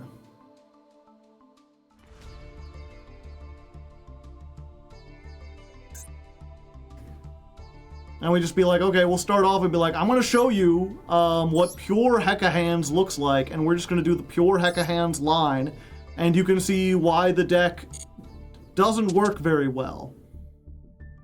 And then be like, that being said, not many people have experimented with the Go Second build. We haven't had much luck with them, but if we're going to steal things, let's do the funny steal deck. Let's see if we can bot herder people for their entire lunch money. And if that doesn't work, we can be like, depending on how much money we spend and how well it's going, we could be like, fuck it. We're going to make Chimera Hands. This is probably the best version because it only has 4 Hecahands. Or, I'm done with Cool Tune. Let's just sit on a Floodgate. I'm going to make a Rise Heart.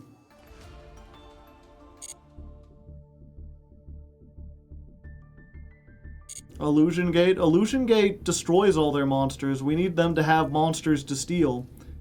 Like, Illusion Gate doesn't synergize with Bot Herder because the card will be on our side of the field.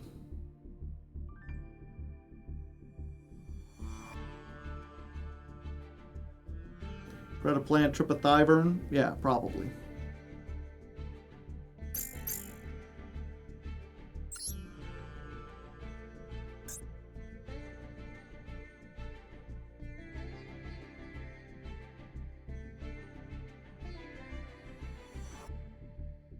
Not a big fan here.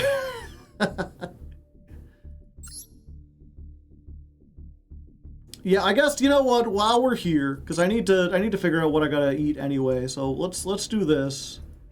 I'm gonna put up a little poll. I'm curious what chat feels. Having, like, all of you have been here, you've sat down, you've watched all the stuff that we just learned. Learning what we know now. What do?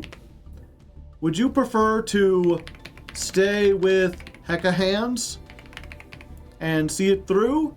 Or were you one of those people who were surprised by how limited they are and you're like, consider Archmage?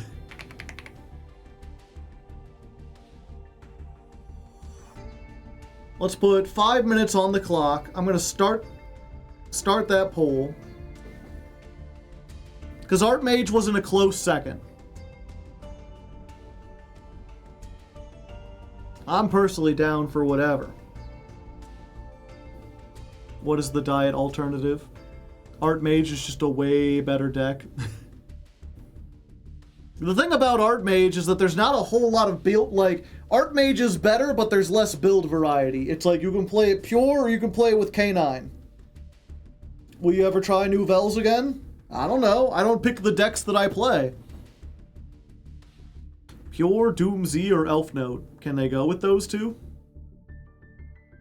So yeah, let me know. I'm going to go ahead and play an ad while I go try to see if I can figure out what I can do for dinner.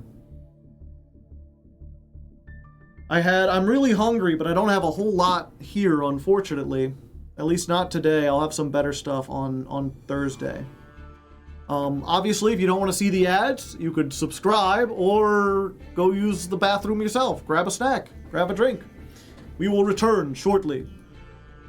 And for those of you still here, you know, vote in the poll. Thank you. I appreciate it. I'll be right back. I have returned. As long as I know how to live, I know I've gotta yearn. Joe himself has said the patrons. Yeah, I mean, basically what this poll is doing is it's determining whether or not I even ask the Patreon about it. I was like, it has to not even be close. It has to be like, 75% of people are like, maybe Hecahands is a bad choice. I think you should for the sake of fairness. Yeah, part of me is like the fairness, but part of me is like, I mean, what could it hurt to just be like, hey, so I looked at the list and I'm willing to play. Yeah, I'll just make that like, I should make it clear. I'm perfectly willing to play Hecahands. If you want me to play Hecahands, like, I can definitely make it work. There's stuff I can do with it. The problem is, all Hecahands does, 90% of the time, is set two counter traps. And if you were expecting it to do more, I think you will go into this episode and this month very disappointed. So if you were under the impression that Hecahands did more than set 2 counter traps, if you wanted to see, if you thought it could do something like it exists as like a pure deck and actually make a bunch of progress, then perhaps you would be more interested in Archmage. Because that was like, Archmage lost by 2 votes. Probably make a funny video, but Archmage will perform better overall. I have no idea.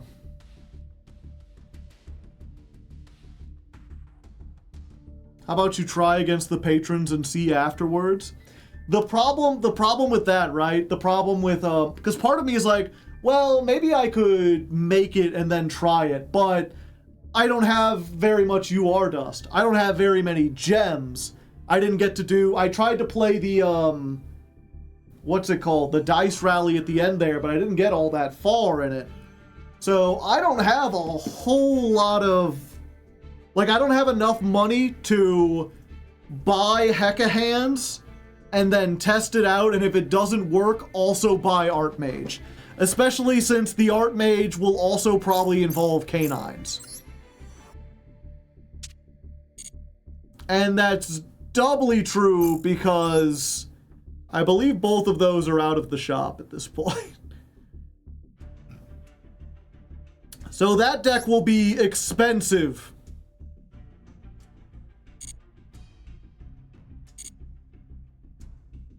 Hecahands might be more appropriate as a Jankmas. That's the thing, they feel too strong to be Jankmas. I feel like, here's the thing, I feel like Hecahands can very, very easily make it all the way up through Platinum, no problem. But as soon as they hit Diamond, it's going to be like a brick wall. Do we have any of the canine gear on this house? I don't think so.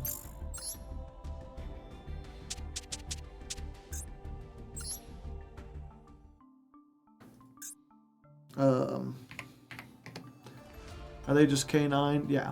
Yeah, I have 0 canine things.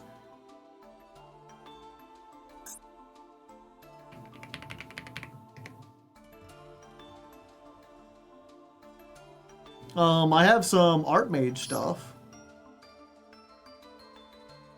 I got 2 of the Power Patron. I got my Diactorus. Do I have Medis? The Pure. Yes, I have 2 of the Medius. Okay, so Archmage wouldn't be that complicated.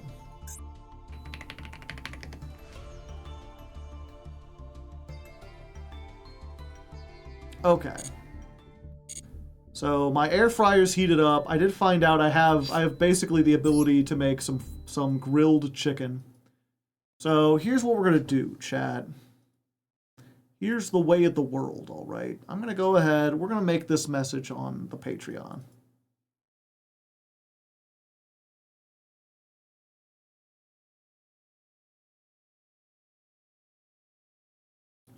Where's it at?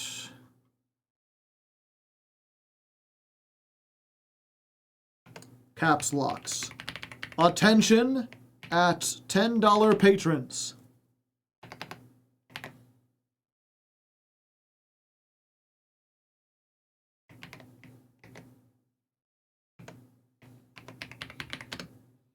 After spending a whole stream looking at Hecahands,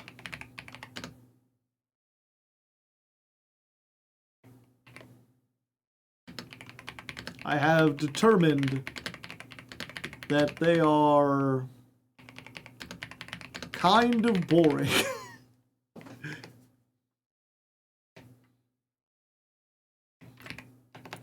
If you don't know, their whole engine essentially boils down to you can set 2 counter traps if you don't get hit with Ash or Droll.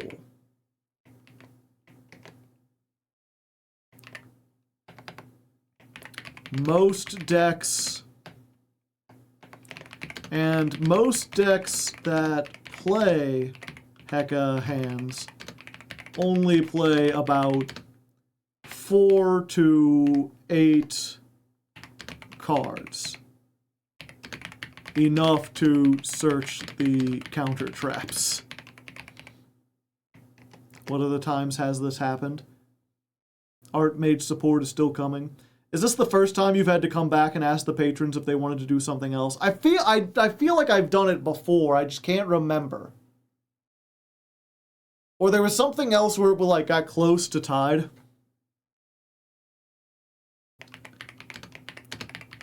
Now I should be clear. And let's go ahead and make this all bolded.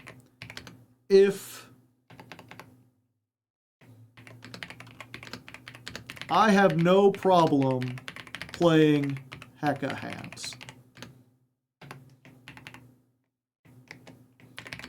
If you went into this, I should say, if you voted for Hecahands, knowing they were mostly an engine, and that's what you want to see, then I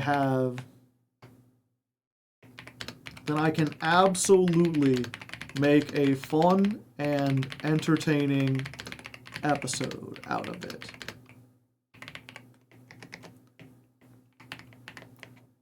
However, enough people in stream chat seemed disappointed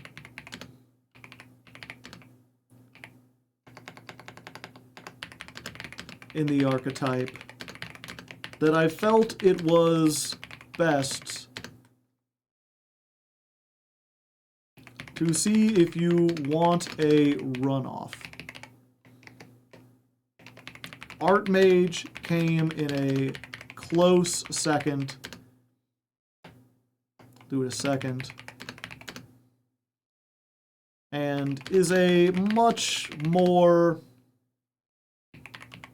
diverse deck with a lot of stuff going on.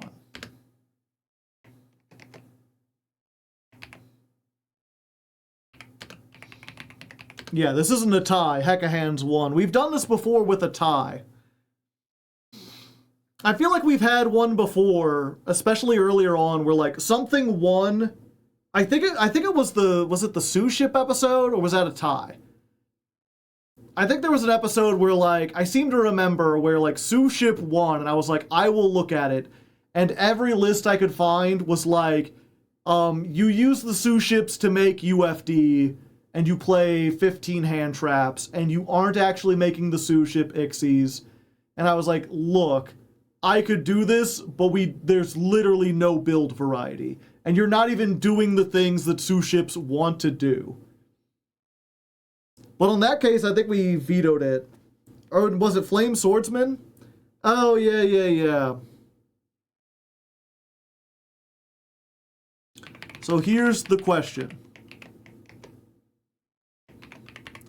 Would you like to stay with Hecahands? And then we'll give them a little thumbs up. If you would prefer to switch to Archmage,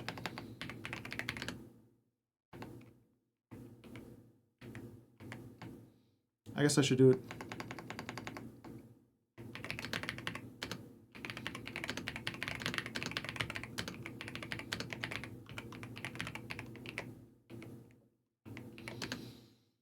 If you would prefer to switch to Archmage, Bob Ross. It was Infernoble and we didn't even end on Flame Swordsman. Oh, yeah. Hecahands is better than Flame Swordsman, for sure. Okay, so let me go after this again. Attention $10 patrons. After spending a whole stream looking at Hecahands, I've determined they are maybe not boring. They are not super interesting. If you don't know, their whole engine essentially boils down to you can set 2 counter traps if you don't get hit with Asher Droll. And most decks that play Hecahands only play about 4 to 8 cards. Just enough to search the counter traps. Now I should be clear, bold text, I have no problem playing Hecahands. If you voted for Hecahands, knowing they were mostly an engine, and that's what you want to see, then I can absolutely make a fun and entertaining episode out of it. And there's a lot of unique Hecahands builds. No, that's not true.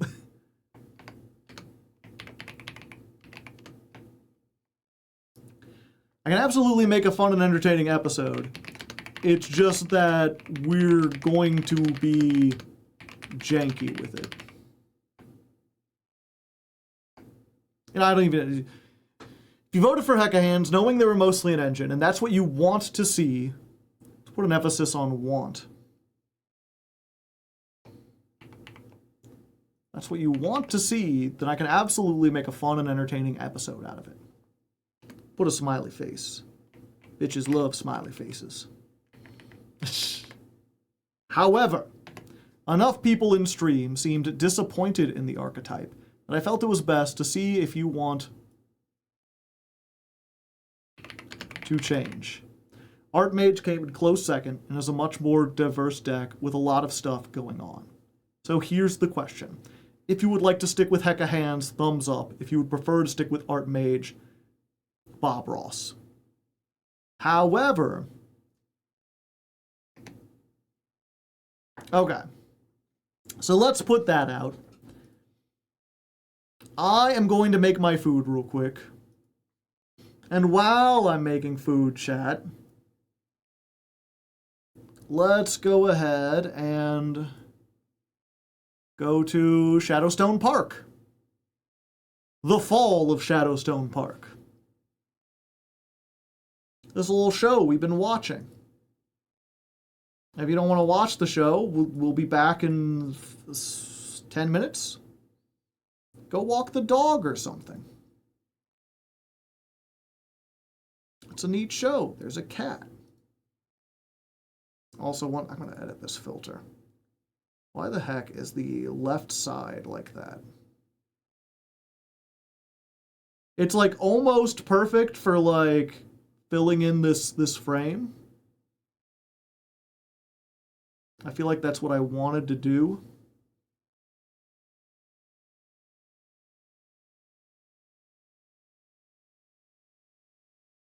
Let's do that, and the top. There we go. I think people just want the highlight reel of you stealing funny shit. If so, and you stick with Heka, why not play it Jankmas so it won't be a slog? Because I feel like it's too... Like, the thing is, if we go to Jankmas, we're starting in bronze. Hecahands is not great, But Hecahands is going to slaughter people in bronze. It is going to slaughter people in silver and gold and probably even platinum. Like, you know, there's a difference between like, oh, this deck is not great and this deck can't stand up to the meta. I think it's too good to play on Jankmas.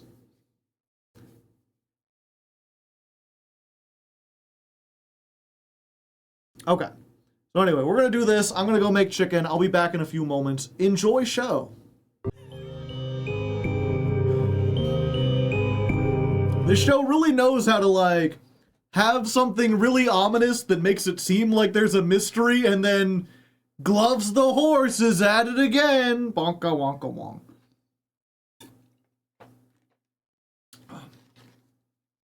Currently, it's 6-5. Yep, according to the Archmage thing. Should there be a process for choosing a new climb deck if the first is penis, or do you just want to default to the second place? Yeah, I feel like it. Oh, thank you, Chris. Oh, gloves. Yeah, I'm curious, chat, what do you think of this show so far, assuming you haven't seen it before? I remember watching it as it came out and being like, okay, you got a little bit of a mystery going on. This is very weird. But, I mean, that's what you expect from Film Cow. It's like surrealist humor.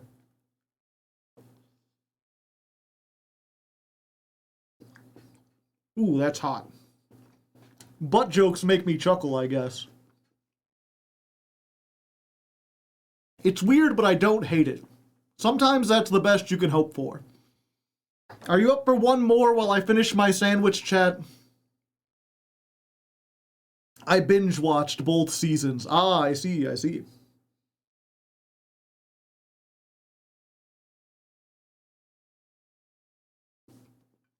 Sure, yes. I'll take 2.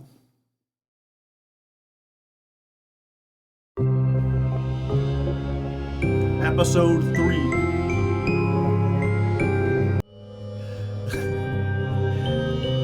Special thanks to Pancake. Thanks, Pancake. You have made a kangaroo court out of bird court. Ugh, pardon me. Thanks, Pancake.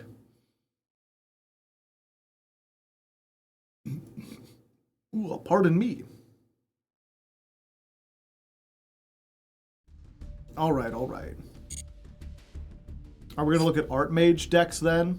No? I'm not gonna... The thing is, right, I have patrons who are all over the world. There's quite a lot of patrons, actually, who can't make it to the streams because right now it's like 4 in the morning for them. So I am not gonna do this poll and then just give it like 10 minutes and let it go. We're gonna let this ride until Thursday. And I will decide on Thursday if we'll be sticking with Hecahands or going to Archmage. You like pancakes or waffles more? Waffles. Where did you put Critter's little top hat? It's right here. There we go. It's certainly oh, you can't see it. It's certainly cute on him, but it doesn't like fit perfectly. I prefer to keep it off. It also reminds me of Softleg, who made that for him, and now we're broken up. And, you know, we don't have, like, the biggest, worst memories or anything. It wasn't, like, a nightmare to date her, but it's still just like, ugh.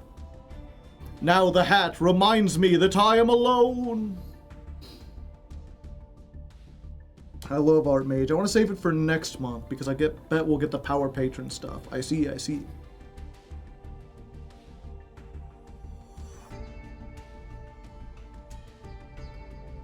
If we do switch to Archmage, do we include chat realizing Hands was going to be Cosmo 2.0 and they wanted to go second place?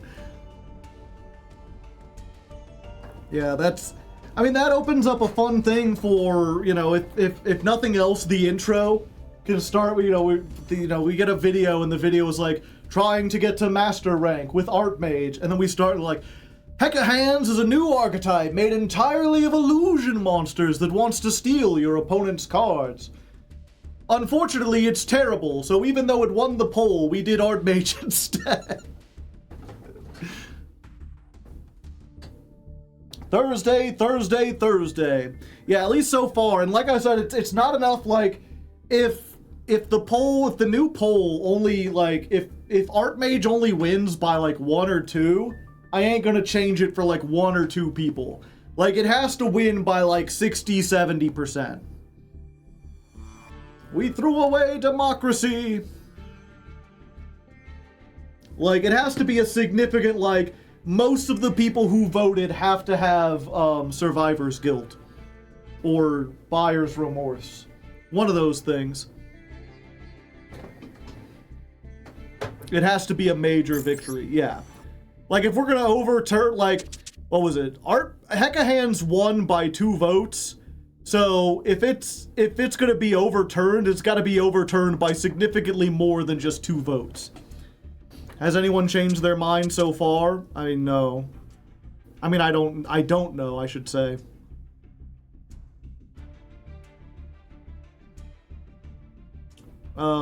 Because the way we're counting it is different. But what was it before? Yeah, Hecahands had 20 votes. Right now it has 6. So it is the Electoral College now. Something like that. Anyway, Birdie Baby, hey. Joe, hey, how's it going, Birdie? Anyway, I think we're about done with all we can do for Yu-Gi-Oh now, right? Like, we don't really want to change. We can't open packs because we're not sure necessarily if this is where we're going to stick. We don't want to get the accessories or whatever, so I think we just call it for now. Move over to Esoteric Ed, or Eb, I should say. I'm gonna give it one more shot. One opportunity. Unless, I don't know, I do still kind of feel like playing cards. Maybe we could do a commander night. We got enough people in the Discord who are also here in chat who also would be open to playing commander on stream. Balatro. Are we not enjoying the Ebb? It hasn't really captured me all that much. Commander night? I'd be so down.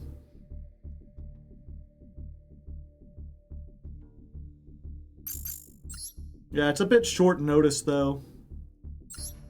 Let's go ahead. For people who wanted to open packs, let's open this.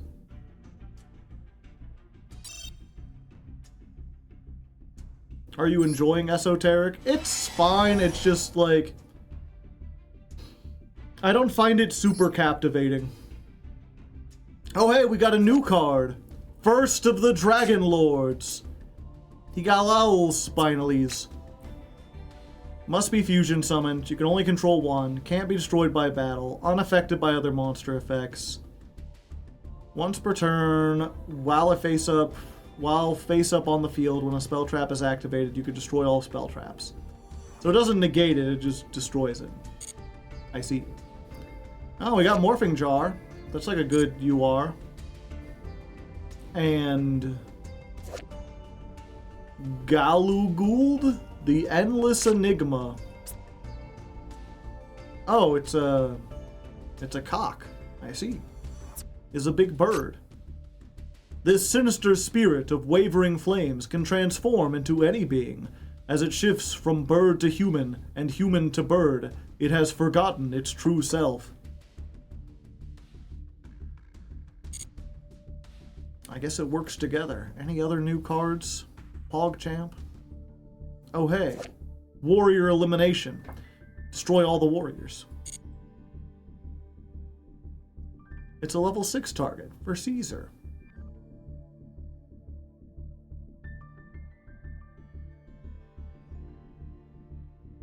Nope. Looks like it's just the 2 cards. We got a normal pendulum and a fusion. Let's try one more. And by one more, I mean 100 more. Haha! It's the final countdown, which I have 7 of. Da-da-da-do. Oh, this is a new one.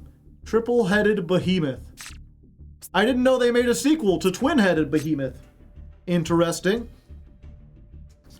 The face-up card you control is destroyed. Even during the damage step, you can special summon this from your hand. If this is summoned, you can special summon a wind from your graveyard during the end phase of this turn, its attack and defense becomes 1,000. Huh.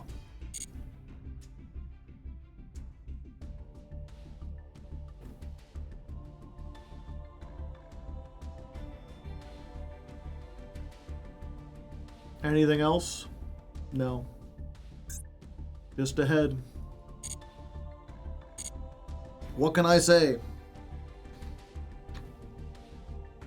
Why is there no special animation for Final Countdown? They don't want to incentivize it. Okay. Yu-Gi-Oh! Is over. Yu-Gi-Oh! Is dead. Banished, perhaps, to another dimension. If all you came for was the Yu-Gi-Oh!, we'll be doing that again on Thursday, so you can come back then. For now, we're going to play a little... Ebb. Esoteric Ebb. We're going to give this one more shot. If you're unfamiliar with Esoteric Ebb, it's an RPG. It's kind of like Disco Elysium if Disco Elysium was set in a D&D. I am a level 1 cleric in the city below.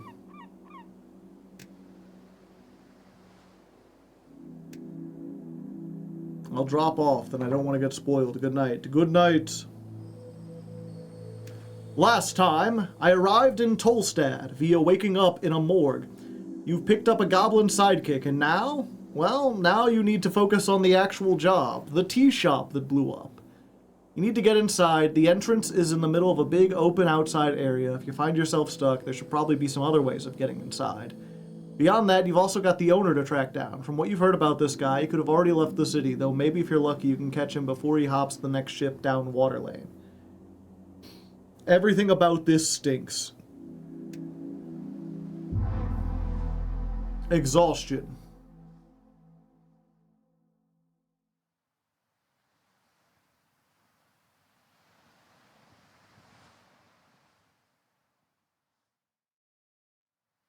Yeah, last time we crawled into a pipe and we ended up in the city below. Our first dungeon.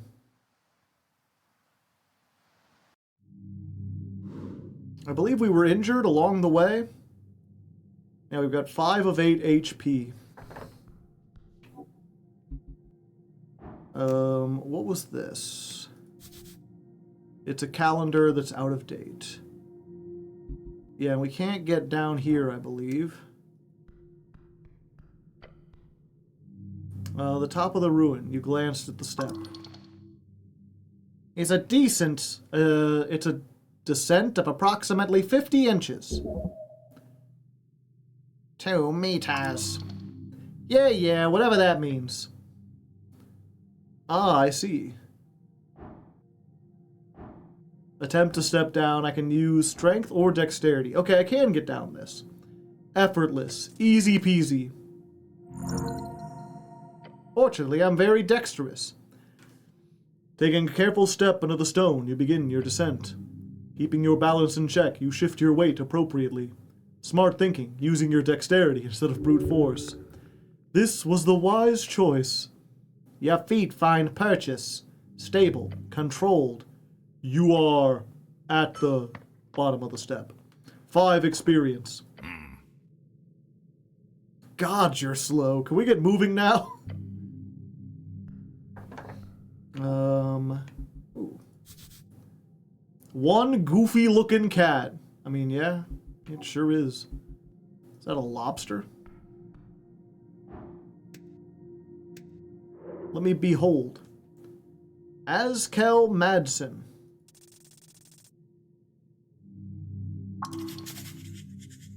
This right here is the fourth pillar of the feudal system. A spelunking, delving, digging, roaming, true-blooded adventurer. Though he's seen a lot of shit in his days, Azkel still has his glowing eyes set on the next prize. The true reward on the light of a live on the trail. A horde. Can I engage with him? Beside the buried statue, you see someone on a ledge. There's grunts echoing down the chamber, along with the sound of iron on stone.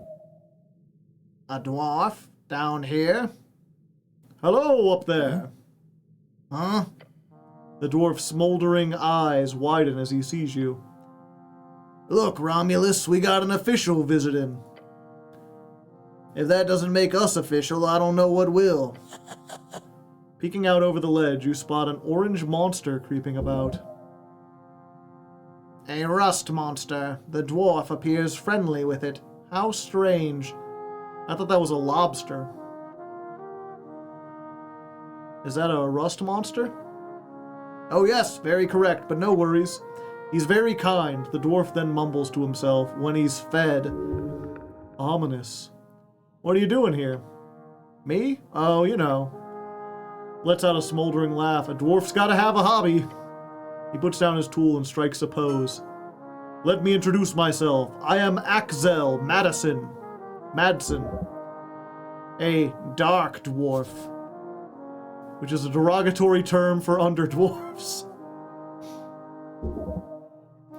Or as they prefer, underdwarf. Pleasure to meet you. You're a Norvikian cleric, I assume?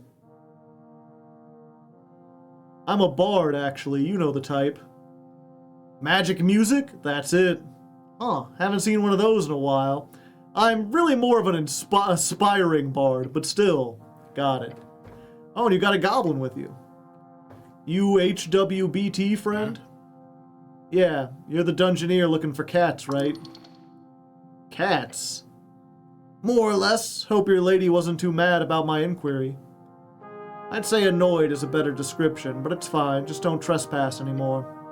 Will do, or I won't. I mean, but I should correct you. I'm not a dungeoneer. I'm more of a, With a bright smile, he adjusts the collar on his uniform. Well, I'm what you call an historian with ambition. Oh, I guess I should, Chad, you need to go somewhere else. You're blocking too much stuff. Oh, where's it at?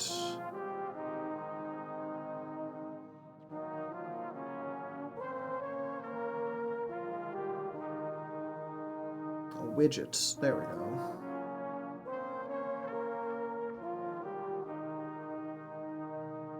And I should probably move a little to the right as well.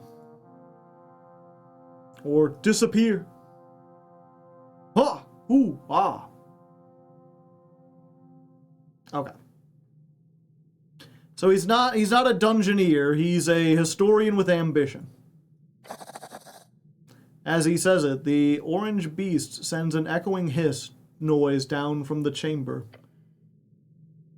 Exactly, Romulus. We're here on an expedition of grand proportions.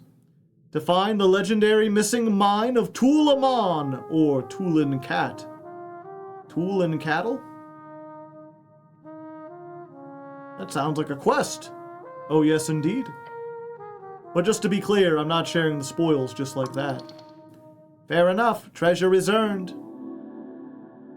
So here's the deal. I'm in trouble. His pet makes a loud belching noise. Right? He mumbles and gives the monster a pat on the back. You want to help, friend? Help a stranger? That's how fools are robbed. I might help if I have the time. Fair. You see, there are two strange ruins in this section of the city below the city. Yeah, okay, I knew that one. He points at the statue. White Mane ruins, before the dwarves and humans, and even trolls, this place was ruled by cats. The theory goes, the snails of Tulin had an esoteric mine not far from the Pillar of Jor.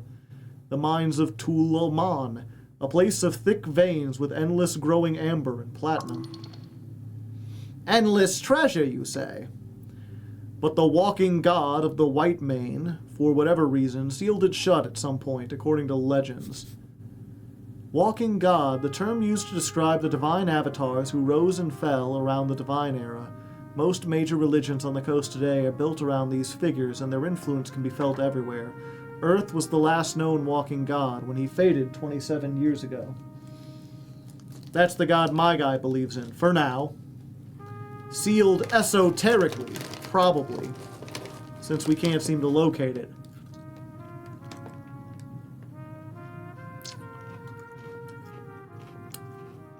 So there's ancient snail folk, and then slightly less ancient cat folk who built cat stuff on the snail stuff. Exactly. And you're looking for this mine. Oh yes, I'm not alone in this, of course. But my research has shown me clear indication that these two ruins below Tolstad are more or less unexamined, at least by skilled hands. So what's the problem?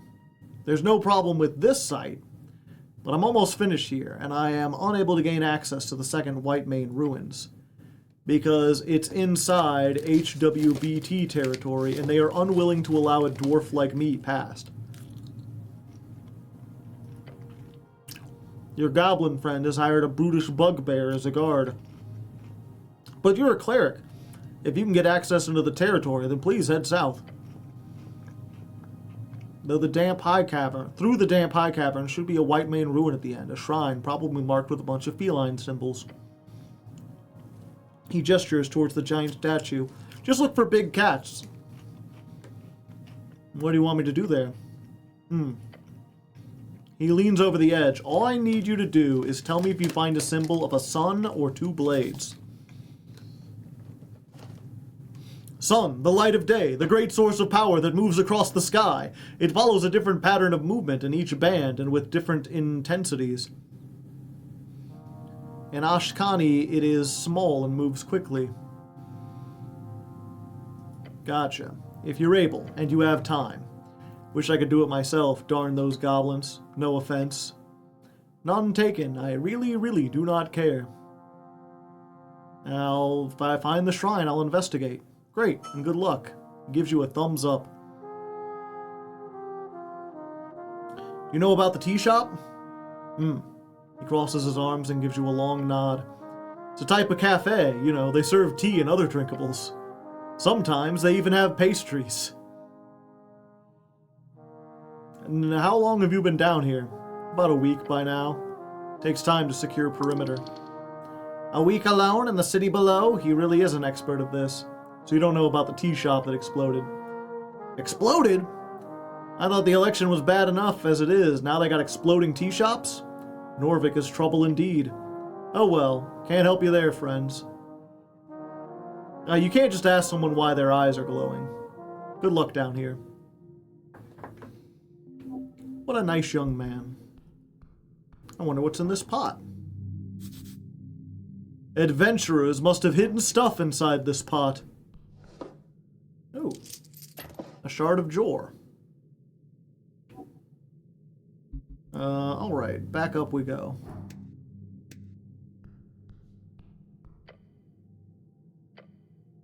A long step. Thank the gods you don't have to try so hard this time.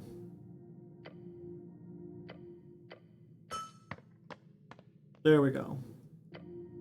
Wait, did I gain a level? I think I finally gained a level, chat.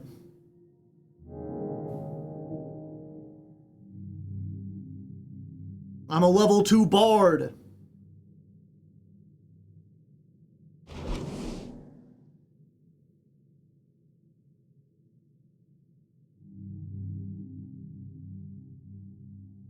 Bend in dialogues. Okay.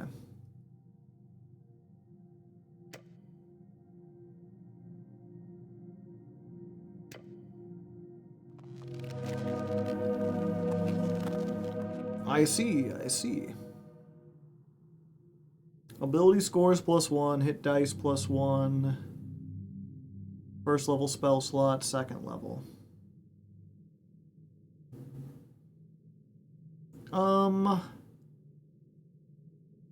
I think I need to be less... I think I've been moving around, so I'm not as... I'm more strong.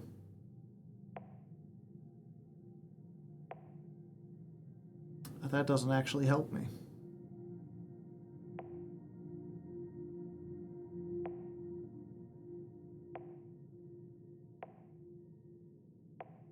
I only get one. I could be more charismatic. I am a bard, after all. Yeah, fuck it. Max charisma.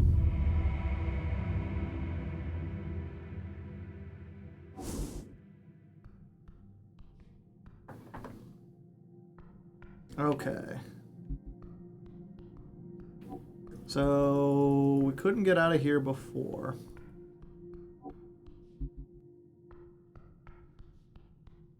That must have been quite the step. I mean, I had a lot of experience from other stuff.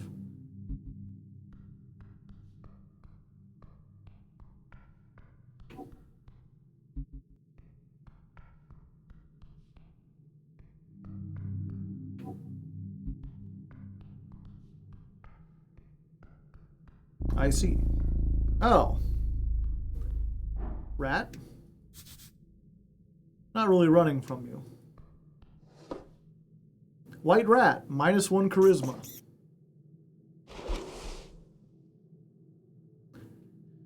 It acts shyly, but approaches you nonetheless. It doesn't like...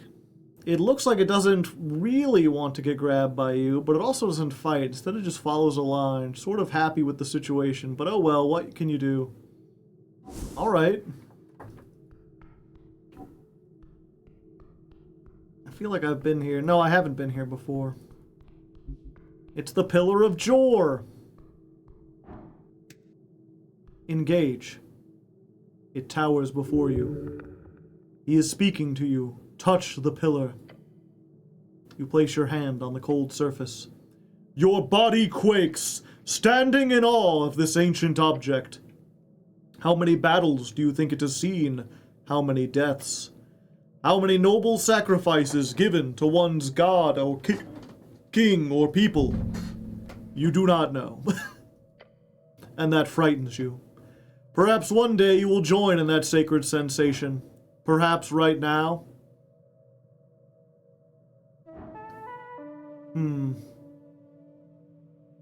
No, later. Remember it.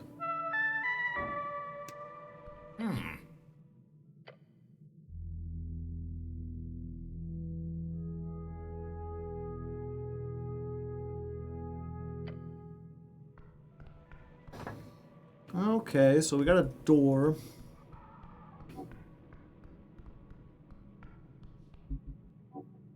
Ah, I see. Dangerous.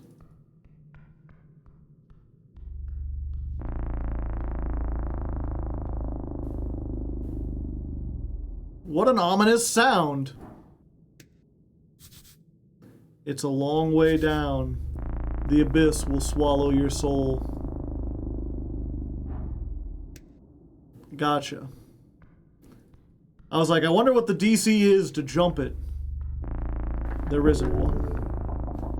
Taking a step forward, you touch a thin cord. Uh-oh.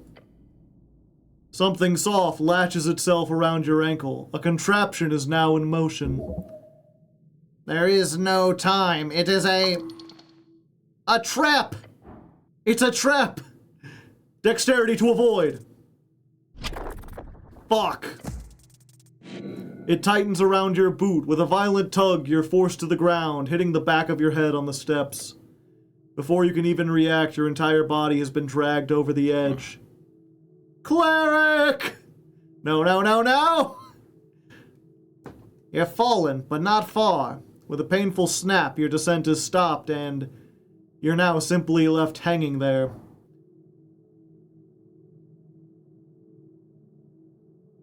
It seems I'm in a bit of a pickle. The goblin leans over the edge with a frown. The mechanism is below. I can't reach it. I can try to grab you once you make it here, but you gotta do most of the work yourself. Can't you go get a rope or something? No time. Take a deep breath. You can make it. Look up at the rope. It's snared tight around your boot. should keep you hanging for a long time. You see how it's connected to a series of pistons wedged below and in the side of the stone walkway. Next to you is a rock hanging. It acts as a counterweight. You had no chance of noticing it before it went off either. The trigger must have been a hairline cord or something. Gave you less than a second to react. I'm so weak, though. 15 to pull myself up. I'm going to die here. How long can I hang like this? Not long. Your skull is pooling. Within minutes, you'll lose control of your mind. Call for help. So that's the plan here? You're going to call somebody to help? Or just a guttural fear-induced howl? Howl for your life! Your voice echoes up and down the stone spiral. After a few seconds, it fades. If you don't shut up, I'll cut the damn rope. Now climb. There's no time. Push. Okay. Oh, I did it. A final deep breath. You feel the numbness spread as you heave upwards, one gloved hand grabbing the rope, then another.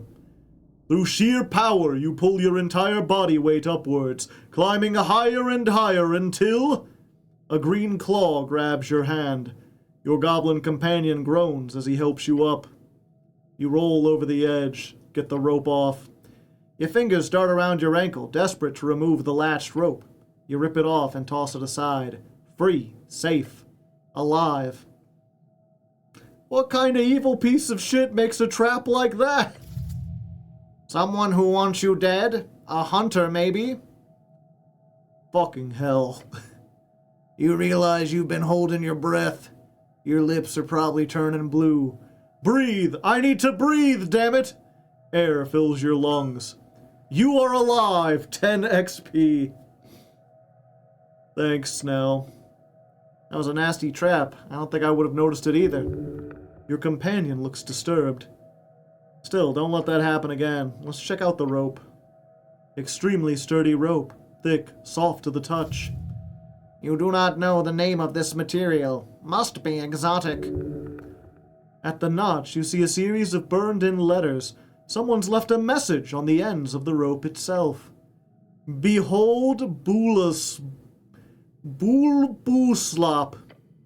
Kraid. Creepy. Don't know what this means, but I don't like the look of it. Really, really don't.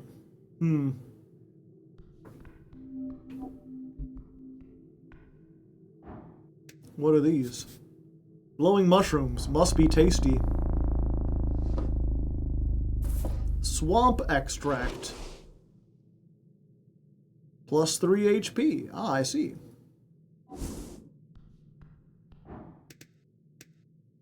Yeah, I'll take more.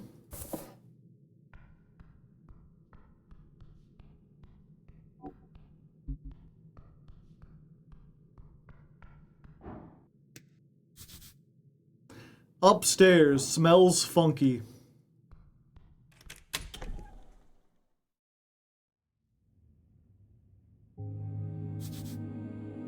A glow glass. Very common magical item.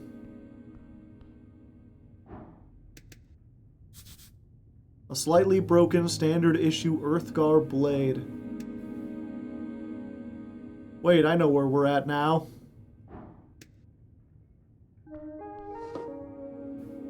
+1 strength, -1 wisdom. A broken sword.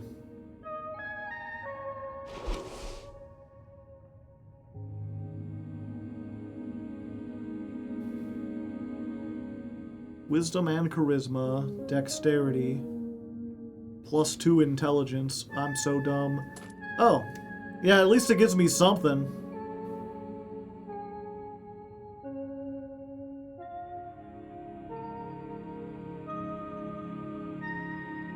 Oh, let's see. My wisdom is +1. It's still +1. Yeah, I think that's probably better still. A crate filled with sand. Engage with sand. They've imported sand to Norvik? For what, glass blowing? Inspect the crate. You notice a little marking on the back with the letters HBWT. The lid has been tossed beside it. Look at the sand. It's filled to the brim. Failure. It's just sand. Why would they crack open a crate like this? Hey, Snell, what's up with this weird crate? Glances over what you're doing. Let's see, that's, his eyes shoot open very, very wide. Nope, back off right now. He pushes you away from it. Oh, that bad, huh? Yep, do not touch that shit. As the two of you are a few steps away from the crate, he takes a breath.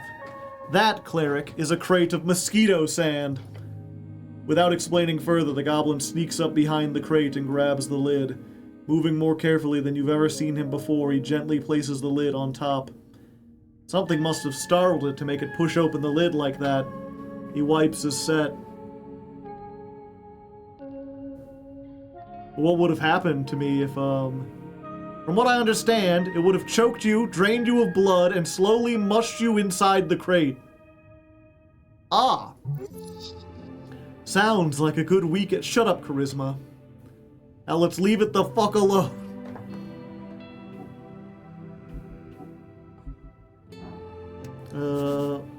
An almost empty box, except for a stale treat and a pouch. Ooh, pouches. Imported goods. The receiver is marked, yeah. A basket of apples. Some look okay-ish. I can probably come down here. Yeah, this is where I started. Good to know that's a way to get back down there. There's a door inside this tunnel. Charisma knows what's up.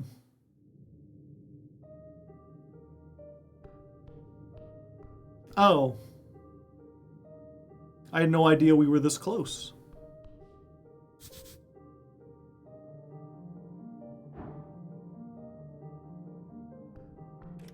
Yeah, we've been here before. Okay. I was like, how are we supposed to get to the Underdark? I guess I might as well save while I'm here, right? A very important piece of paper. A voting card, -1 intelligence.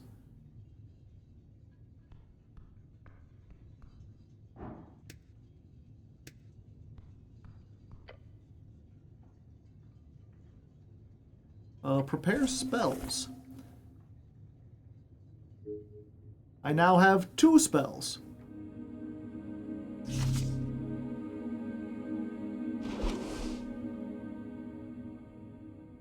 It's made out to Ragan Helmlin. It's from a dwarven office. Someone has checked all 5 parties on the list.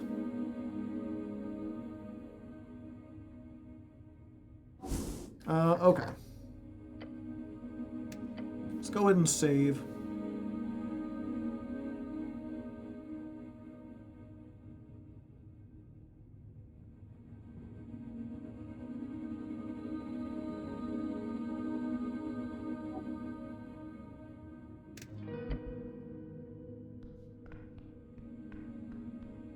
Okay, back down. Into the void.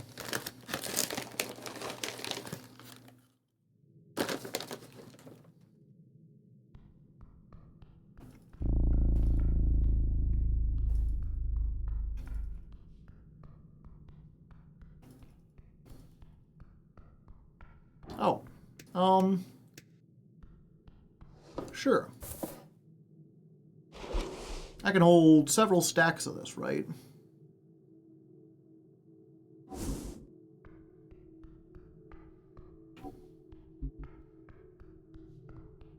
Let's go around... What is this? A shard. I like shards. Just sitting out here on the floor. The wall here is a door. Oh?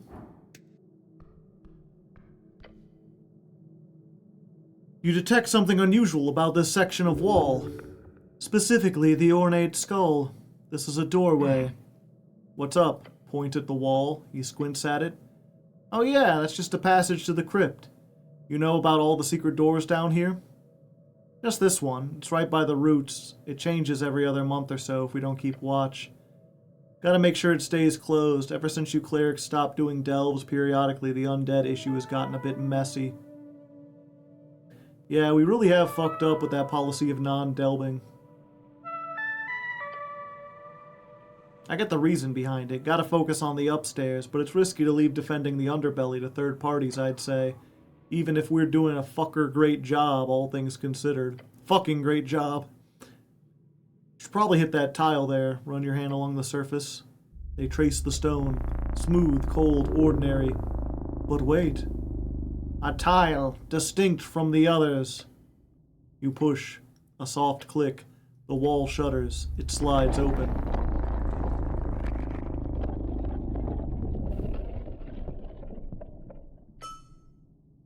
Revealing a dark passage beyond. Cold air rushes out. Sweet, I'll keep my sling ready. Gulp. We'll come back. We'll come back to that. We don't need to go there immediately. The roots. Basket. Mushrooms.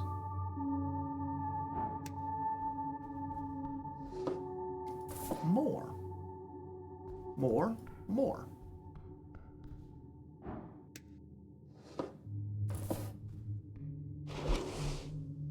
I've got so many mushrooms, chat.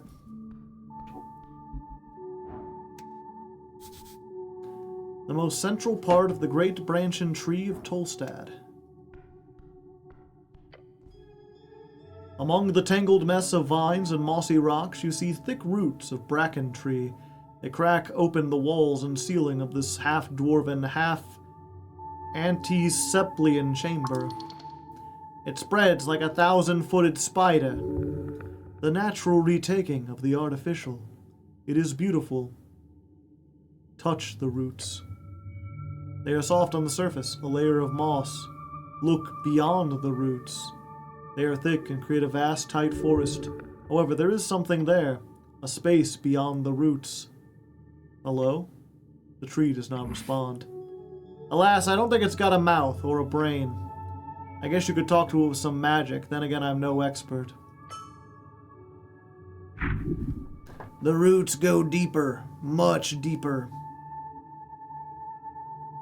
I should break down these roots, shouldn't I? Nod your head and keep talking. So why would I kill a tree? I have no reason to kill tree. A shard. Is that another rat? It seems to want to fight you, high up from the top of this bush. Green rat, -1 wisdom. It appears aggressive until you get close, at which point it gives up entirely and allows you to carry it around whenever you want. I am collecting rats, chat. Oh, there's a person here with a pizza? Moon gore.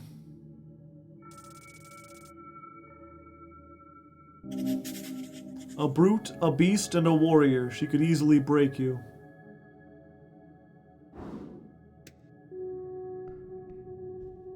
What's up? Human? A hairy beast towering over you, its face contorted into a stern and probably permanent frown. Watch yourself, this is halfway territory. Short for HWBT, the Halfway Bridge Tribe. Gotcha. This is a bugbear. They are most common in the west, living in the rough lands between Fordnip and the VK. Dwarven slang for Vizaka, as if it needed to be shortened. Collection of loose dwarven cities in the northwest. Okay. She notices Snell with you and gives him a nod. Runner? Hey, Moongore, how are things going? They are going. This your cleric? Seems so, yeah. I thought he'd be taller, she says with a scoff. You know this creature, Snell? She keeps the roots safe. She's our champion of the depths. No monster will ascend, not while I draw breath. Serious as always, good to see. The bugbear places a hand on her weapon. Do not cause trouble. A morning star, beware. Morning star? No, that is clearly just a spiked mace. I believe the term is flanged mace. A club. Keeping it simple, great.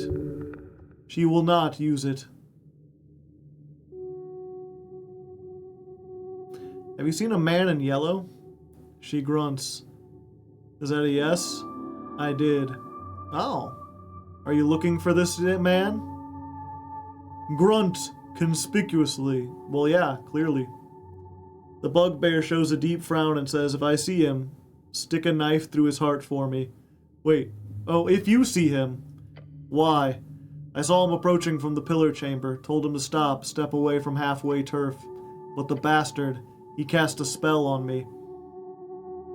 That's awful. That handsome, huh? No, I was weak. I saw him approaching. He wore an ugly yellow robe. He said a few words and I suddenly happily allowed him to pass. A charm of some kind. I was helpless, like a kitten. God, I hate kittens. Run away from her, before it's too late. What else can I tell you, or can you tell me about him? He had slightly darker skin, unlike most pale humans in Norvik. He carried a backpack and several things. How much darker, exactly? Somewhere between a tan hill goblin and a pale fell orc. That's very good information, thank you. She shrugs. Which direction did he go? Through the south cave. I warned him about the monsters as he walked away because of that darned spell. I would have hoped for him to be dinner for some hook horror or dark mantle, but the bastard turned invisible as he entered the tunnel. I hate wizards. Same. I can't stand those nerds. The bugbear lets out a loud grunt, clearly signaling she's done with this part of the conversation. You look like a great warrior, and a woman attempt to flirt. Flirting's kind of funky, right? The whole point of this character was to be funky with it, right? I think we can get a little funky with a bugbear. I do not look like it, human. I am. I agree, a lot. Oh yeah? Yes. Oh really? What are you attempting here? She laughs mockingly. Some type of courtship? You are a fool. Prove yourself worthy, and I might look your way, buffoon. Okay, I'll do that. Yeah, good luck. She scoffs. In a way that makes you shiver. Can I have that spell scroll you've got? Okay, I've got to find a way to impress her. My questing tree.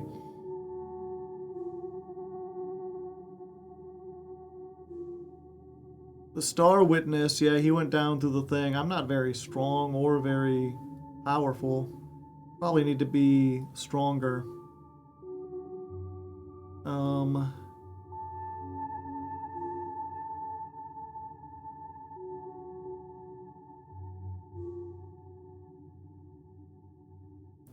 Where was it?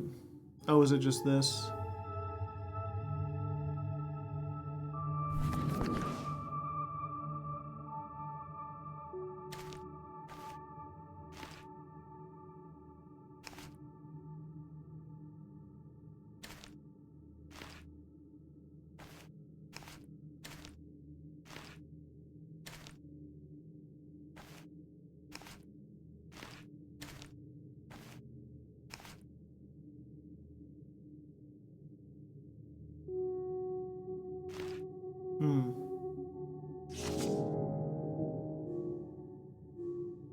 Oh, there it is.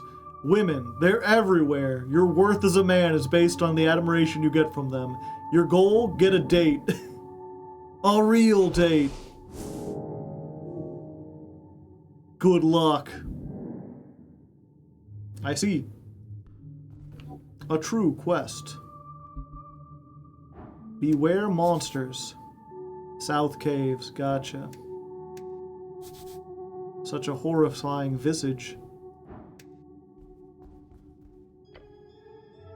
Stepping in front of the petrified person statue, you get a sudden sense of paranoia, as if someone is listening in. It's difficult not to. You're very loud. Look around. Over here, buddy. By the nose. Why are you thinking in a squeaky little voice? Looks down. Your eyes land on the nose of the statue. At the very tip, you see something. Something tiny and unremarkable. A simple ant. Unremarkable? We might be tiny, but trust us, we got a bite.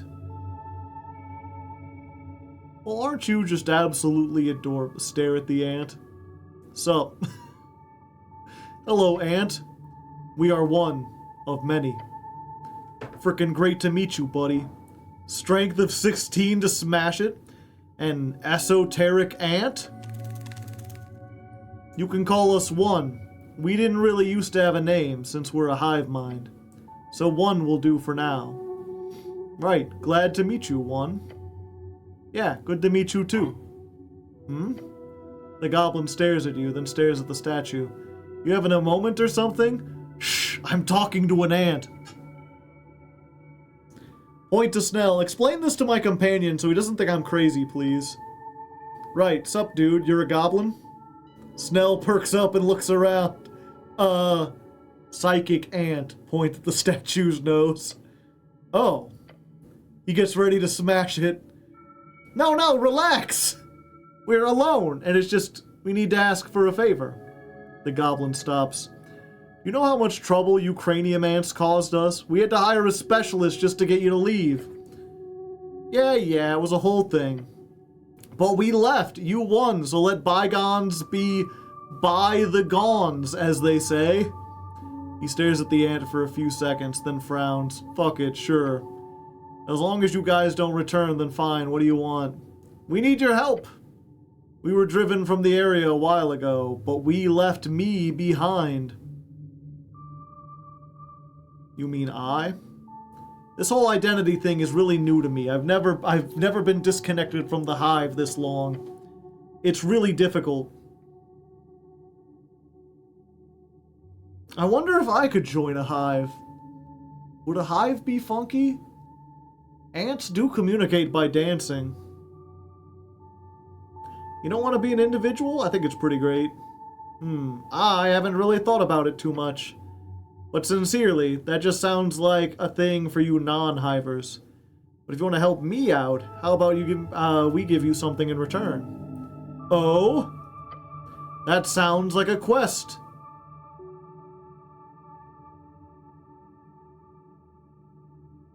That sounds like a quest. I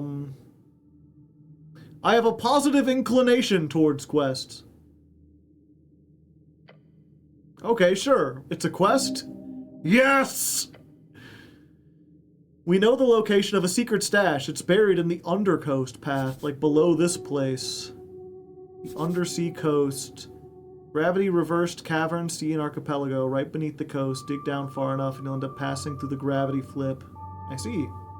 Below, the city below. Right below it, that's low. Sure is. The path leads all the way down to the Undercoast. Right past the gravity flip, although you don't need to go that far down. It's too dangerous for someone like you anyhow. Beware, the ant might be small, but it is still psionic. We must help this creature. It is asking for your help, and it would really not be that much of a hassle. Be nice. Carry the ant. Who are you voting for in the election? I will get you to your brothers, my friend. Yay! You're a real cool guy, buddy. We'll be sure to remember you as one of the good ones, once I get back, that is. Alright, so... questing time. You should be able to go down the Undercoat Pass and then talk to the ant. Just pick him out of your pocket when it's time or something like that.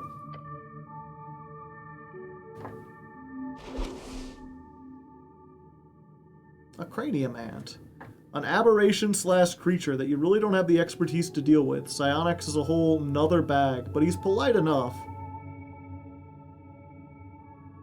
He gets -2 strength, only while I've equipped him. Examine. Yo. The ant crawls around in your hand. Aren't you afraid of getting crushed since you're so tiny? Nah. My telekinesis isn't too powerful going solo, but it's enough to keep myself defended from boots and any other crevice I might fall into. I don't suppose you know about the tea shop. The ant might have picked up something interesting about the explosion. Explosion? Oh, so that's what that was the other day. The whole cavern shook. Crazy stuff. The ant clearly doesn't know anything interesting. It's an ant. Hey, that's not fair. I'm real perceptive, you know? Oh yeah, he can hear my stats because he's psychic. There was something happening after the shaking, I'll admit. A human in yellow clothing went past the roots. He did something esoteric to the hairy brute to get in. Assumed he'd come back screaming from the south tunnels, but never saw him again. Alright, I have a psychic ant, chat. He's named after a Metallica song. A petrified bow. Can I take the bow? +1 dexterity and +1 constitution. Bards use bows, right? Hell yeah. The adventure ended at the gaze of the basilisk. The bow is 100% esoteric rock.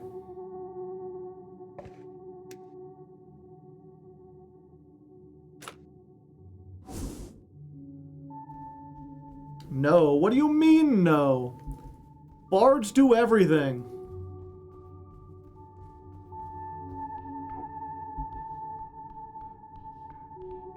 Big snail.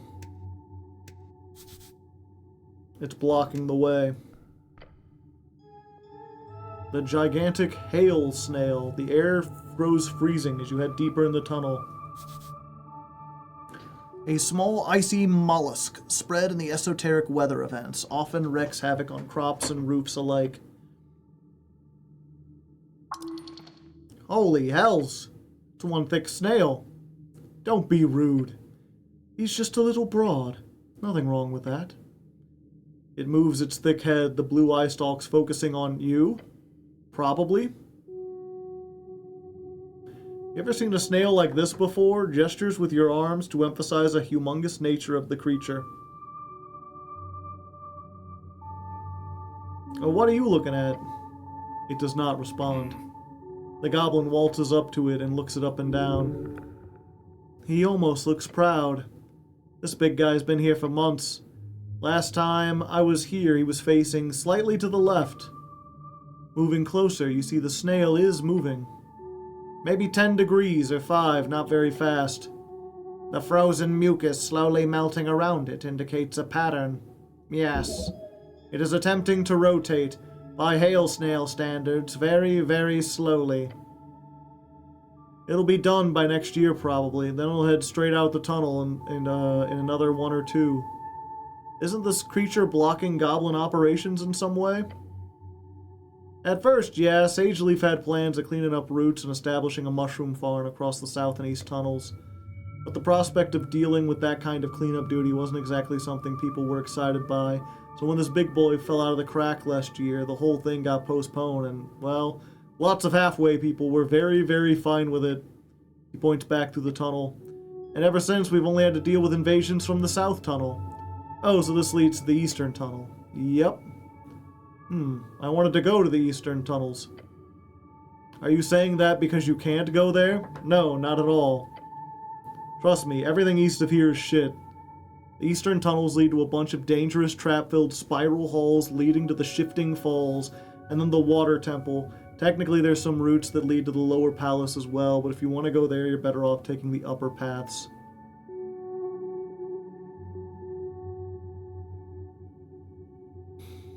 Shifting falls, a deep cavernous.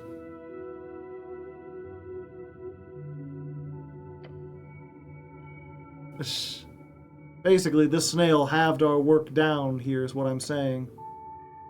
So take your time, will you? Take all the time in the world. Good luck, snail. Yeah, from what I can tell, based on the fact that it's just me, Snell, and an ant, and I don't think the ant counts as a party, I don't think I want to go down into the dungeon yet. Wait. What happened to the doorway?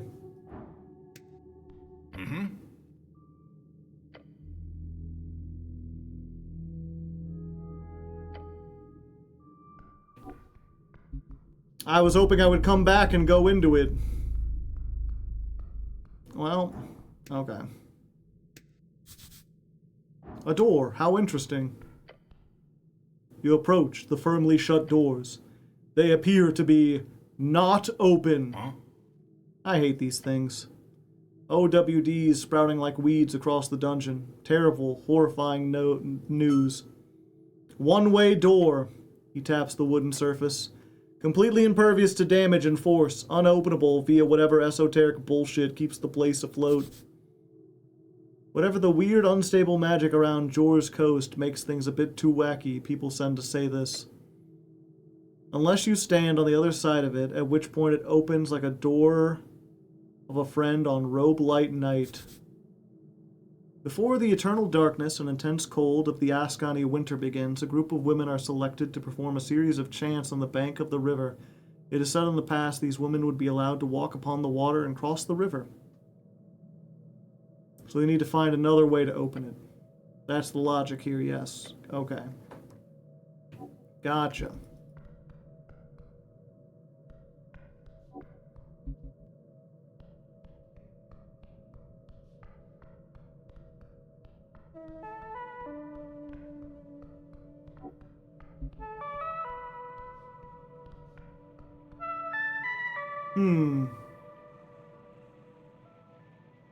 North? I guess north. Is this another one-way door? No, this is a zero-way door.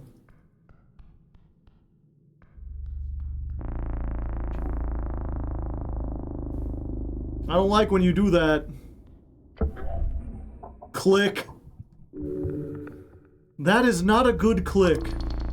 Bad click. Bad click! You feel the pressure change. A rushing wind causes you to be pulled just an inch further into the hallway. Then you notice the wall holes opening up. The goblin behind you is already in action. Back now! Fortunately, I have high dexterity. Exclamation mark.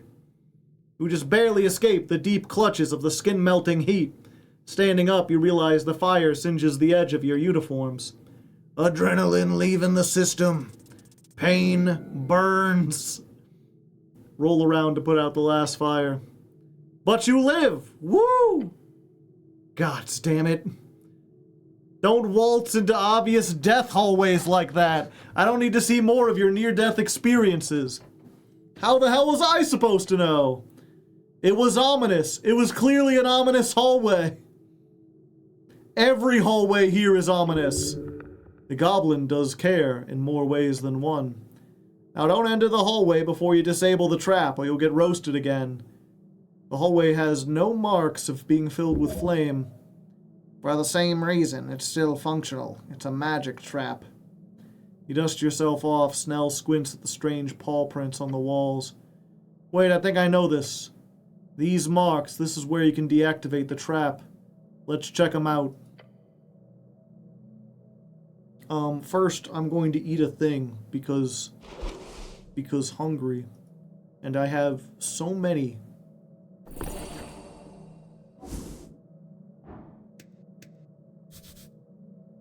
One on each side. What do you mean by that?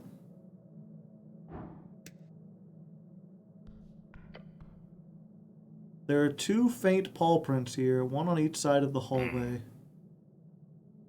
And my least favorite part of the job. How can you tell the hallway is trapped? He gives you a look. The type of look a father gives a son when he learns about the destruction of a family heirloom, a sword passed down for generations. It's a trap, cleric. Should I touch one of them? It could end poorly, but... It cannot hurt. It is but a mark that a cat has left upon the wall. Intelligence failure. It cannot hurt you. Just be ready for the worst. Esoteric bullshit like this has a tendency to do stuff. What are your thoughts, Snell? It'd be very silly behavior to go around touching paw prints in the city below. Considering the strange traps I've heard of, it wouldn't surprise me if it was some sort of bullshit puzzle. Bullshit puzzle? Could be something like, you have to press both of them at the same time, and that somehow deactivates the trap for a while. It's worth a try, I suppose. What's the worst gonna happen, apart from being polymorphed into a rust monster? That would never happen to me. I'm too... I couldn't finish that. Being a man means taking risks. Let's do it. I heard men live shorter lives than women on average. Might be why. You really shouldn't be down here to begin with. You get into position and look over your companion at the left paw. He reaches after a moment of hesitation. Ooh, yeah, this is magical. You see him shiver at the realization. But nothing more than that. He puts his whole weight on it. Try pressing yours. Clunk. The goblin jumps back. A deep groan from the halls. That did do something. The fuck is that ticking noise? Esoterical vibes. A pressure change? Something's happening. As you peer into the hallway, you see something appear on the wall. Is that writing? At the entrance, a whirling mess of faint light forms a stable shape. Entrad and Pari Probos. I think that's French or Spanish. It's not backwards. What a sexy tongue. Dwarven for the number 6. Never stops being funny. Is it some kind of horror eldritch language? What? No, it's just cat speak. I can read this, kind of. Let him focus. He stares at the text and mumbles. It says, enter as a pair? And be probed? I don't want to be probed. No, wait. He snaps his fingers. It's a test. Enter the hallway in a pair and be tested. I'm ready. What are you? The goblin takes a deep breath through clenched fingers. Okay, on 3, 2, 1. Start walking. The two of you step forward. In hesitant unison. Stern, heart beating fast. The text is changing. Stop. You both stop at the hallway and look at the magical letters on the wall. Al son divino la puerte se abría. Yeah, so the cat speak is Spanish. Oh god, your companion mutters. You can read it, right? It's not like I took formal lessons, I just picked up a few words here and there. He's sweating, a feeling of dread growing in his heart. A clicking sound starts to echo out in the hallway. Tick, tick, tick, tick. Gods be damned. Okay, hold on, I got this. Tick. El Son Diviso, that's a divine song. Tick. Puerta is door. Tick. Listen to the divine song and the door will open. Your doom is near. Doom is the lair of a lich. Okay, cool. Yeah, very cool. He glances around erratically. The ticking is kind of a song, a rhythm at least. He's shaking. That ticking. Tick, tick. Oh, it's kind of catchy. You're clearly supposed to move forward in rhythm with the song, but without knowing it innately, it would be incredibly difficult to follow. Would it?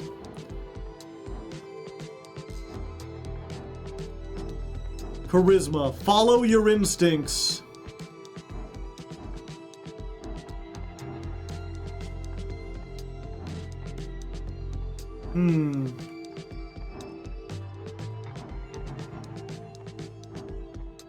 I think I have a better chance at the dexterity. Get funky. Yeah, I gotta get funky with it. Fuck. It's just the rhythm, clearly. Listen to it. You have to... Cleric! I can do this. As you do, the ticking stops. That wasn't on beat. That wasn't on beat at all. Look at your feet, then to Snell. Your companion holds his breath and stares at you. What? What did you just do? Don't think, just go! Run. You give the goblin a quick glance and then nod. He returns it with a stern expression. Tick, run. You bolt off, the goblin beside you. Fire erupting behind you. It feels like an instant and forever at once. The pressure of the heat hits your side as you pass by one of the volcanic holes. You escape the worst of the blast, as does Snell. He even overtakes you, reaching the end of the hallway first. The goblin tumbles onto the floor, tapping his jacket to put out the scorched ends. As you reach the end alongside him, a final wave of fire hits you. You burst out of the inferno, out into the safety, however. Your flesh is on fire, put it out! Both of you violently smack and roll around on the ground until the fires are no more. Snell quickly gets up, looking around for more threats. Oh shit! He takes a deep breath. We're out? Gods be good, we're out. The gods favor us. Enjoy being out of the fire trap. Pant and groan and try to keep yourself from crying. The gods favor us! Cleric, look, he points to the wall once more. Another line of shifting magical text. Facade Libras por Manidos Celestial. Says we can pass liberally by celestial mandate? Hells yeah, we can. Liberally sounds like Free Strider bullshit. Liberally sounds like Asgalus bullshit. Liberally sounds like something I'd support. Liberally, this isn't the time nor place for politics, Snell.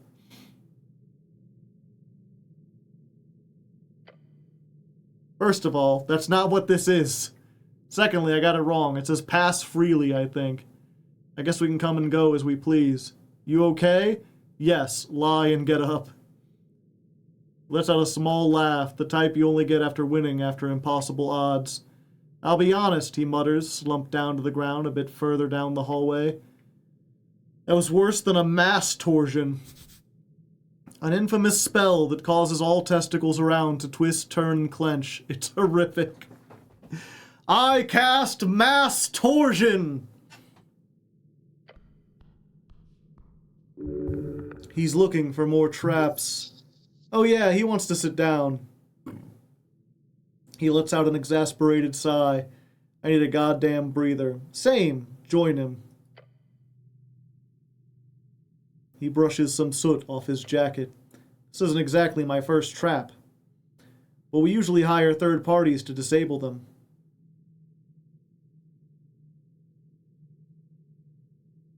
So you're saying you're a bit of an expert on this stuff? Depends on who you compare me to. Rooting around in his pouch, Snell finds a tiny green sphere. He smacks it against the ground and it begins to flutter up in the air. A sprite spirit. Cool sprite. Thanks. Sadly, it's my last one. Goblin leans back against the dungeon wall, making sure to check for any trap mechanisms beforehand. I mainly work in Upper and Lower Tolstad. The city below is not my responsibility, usually. So apologies if I don't have these magically shifting tunnels memorized like some veteran adventurer. And I apologize for not manifesting a divine intervention. Yeah, you should work on that. You've heard that the city below changes from time to time, but most people believe it to be myth.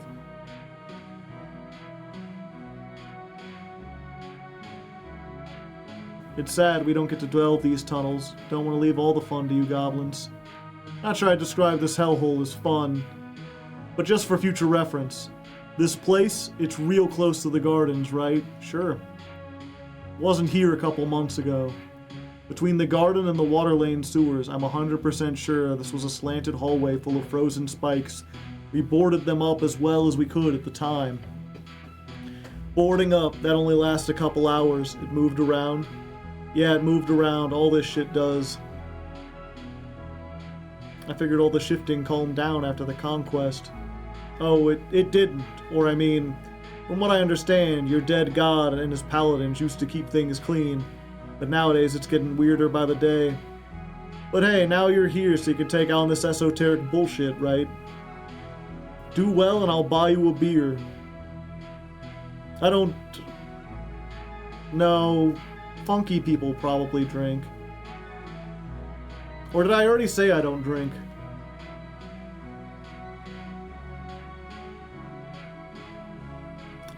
Sure. Look shifty. You're not allowed? Maybe a little one. A tiny glass of beer? It's not like they have a way to check. No, they do. They do. They scan us. They scan you, detect poison and disease. They check us sometimes. Oh shit, I keep forgetting you're like an actual cleric. No alcohol at all. Of course not. Intoxicants are the work of evil and chaos. As clerics, we must abstain to maintain our fight against discord. Plus, we cannot cloud our minds. We must remain vigilant so we can fulfill our sacred quest and make sound judgments. I don't like the taste. Oh, so you've tried it at least. Those were the days. Of course, I'm not a square, Snell. Oh, no, of course. You're practically a circle. But trust me, the city below is very esoteric. Nod somewhat. It's also really fucked up, which explains why your beloved city would give us the property rights to a bunch of goblins, right? He laughs. A sad laugh. And these last couple of years, there's been more and more Reedsian scholars delving to study it. And the old lady doesn't let them in her turf, of course, chasing them away is one of her many jobs. Politely, of course. I'm not some syndicate gangster. He instinctively throws out the gangster comment. Bit of a sensitive topic. But the other tribes are more accepting, for a ton of coin, of course.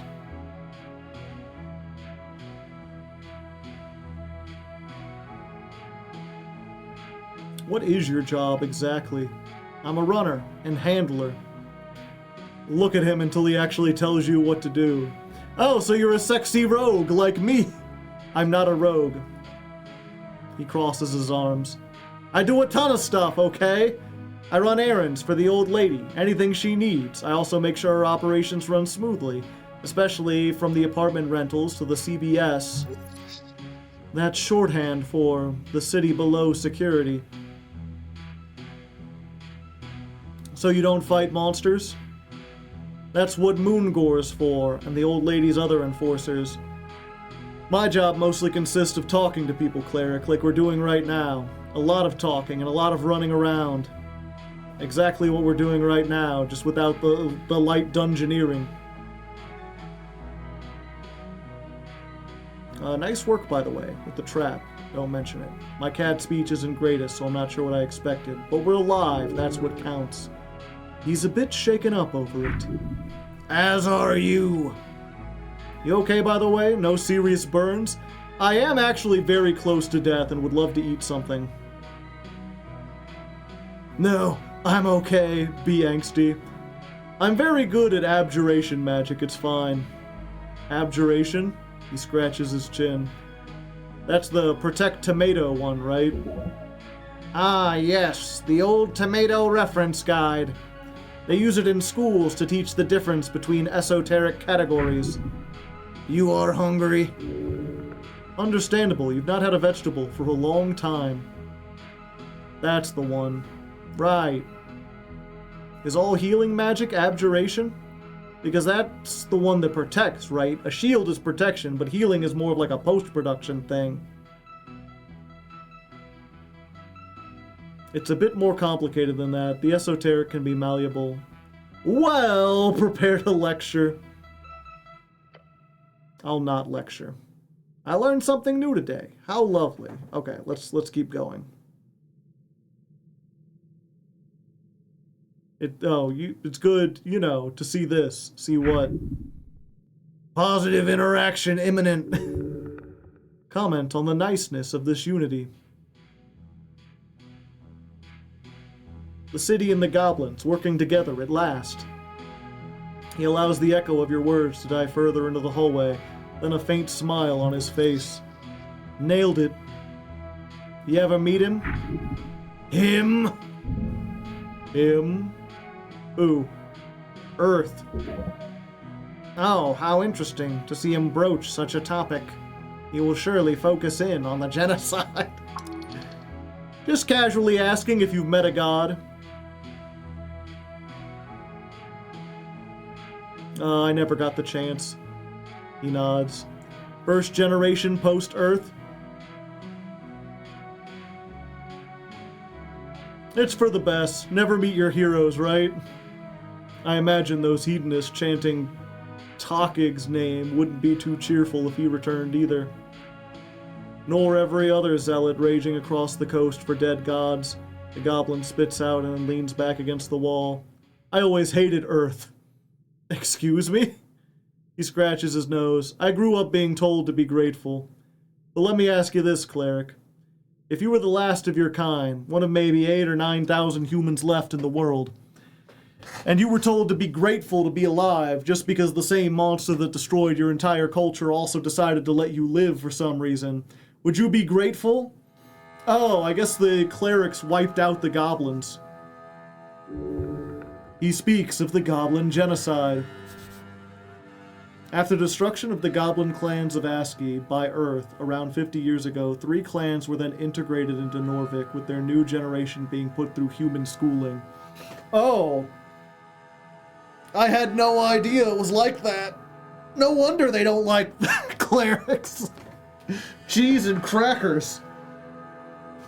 We had a talk earlier about, like, what's it called? I talked with a halfling about alignment and, like, good and evil. I was curious if this would ever tackle the fact that, like, aren't goblins and orcs considered, like, ontologically evil, like they're evil by birth?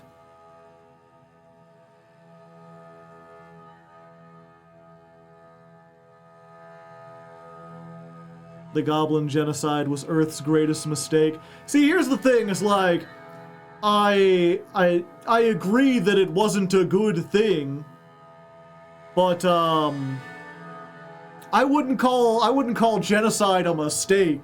That makes it seem like, oopsie doodle, my bad, we killed your people, no big deal.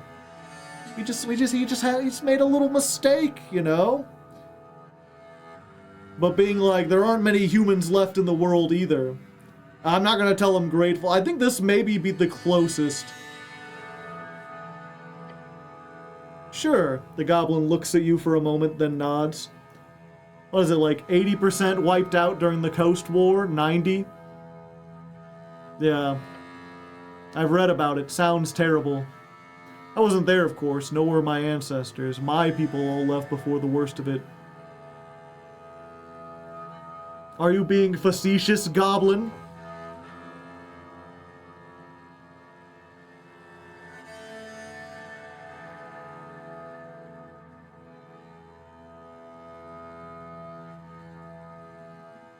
I wasn't there, of course, nor were my ancestors. The problem is, my character clearly knows the history, but I do not. So I don't know if, like, these answers are me being, snarky, or me, like, factually saying things. Because I don't know what happened.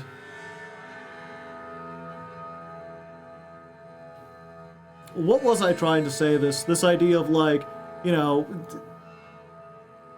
the closest thing, and that's the problem with any, like, I love games that don't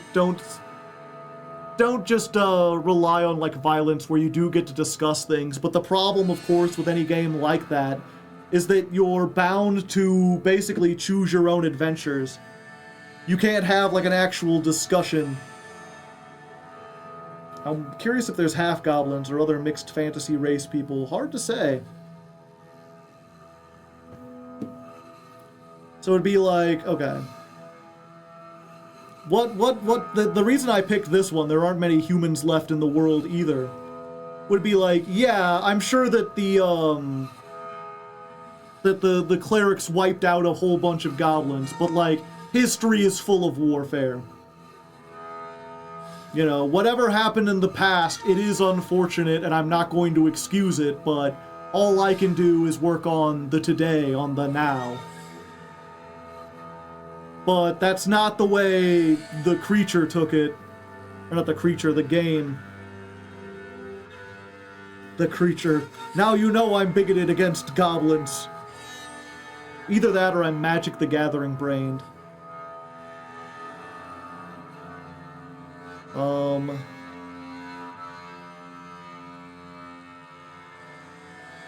And so it's like none of these answers really fit what I was going for.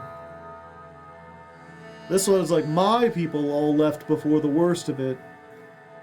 We brought it on ourselves isn't good, because that implies that, like, the goblins brought it on ourselves. And I don't want to be mean, so I guess this is the closest to what I'd want. We're the last bastion of humanity. He takes a deep breath. I suppose you could view the Arcanist as sort of outside force that caused the whole thing. But you know damn well they were human too. Men cause their own oblivion.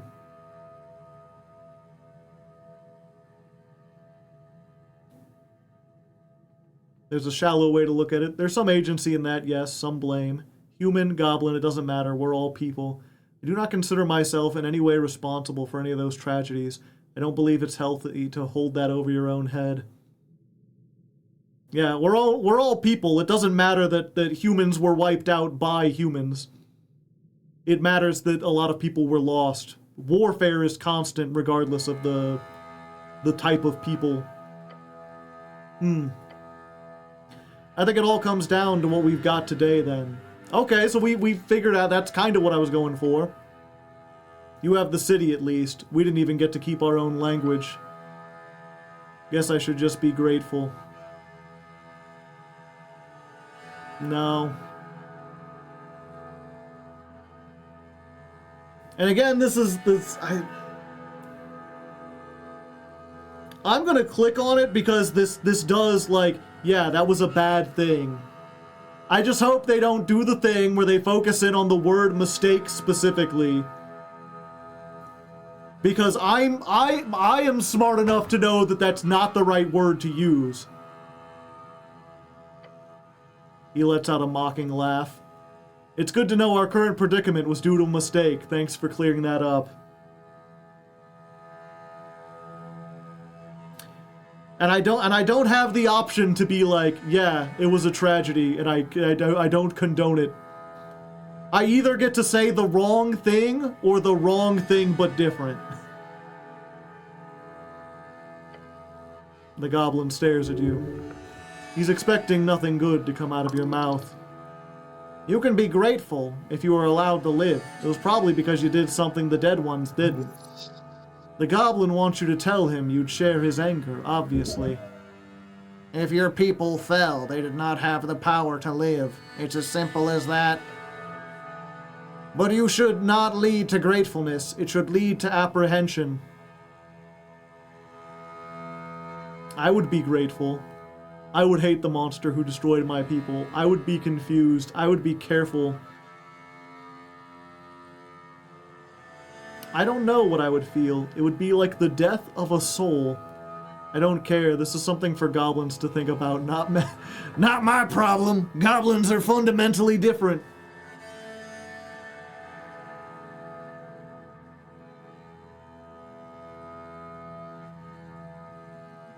I forgot where we were that kind of led to this. Okay, if the last of your kind was wiped out and you were told to be grateful to be alive, would you be grateful?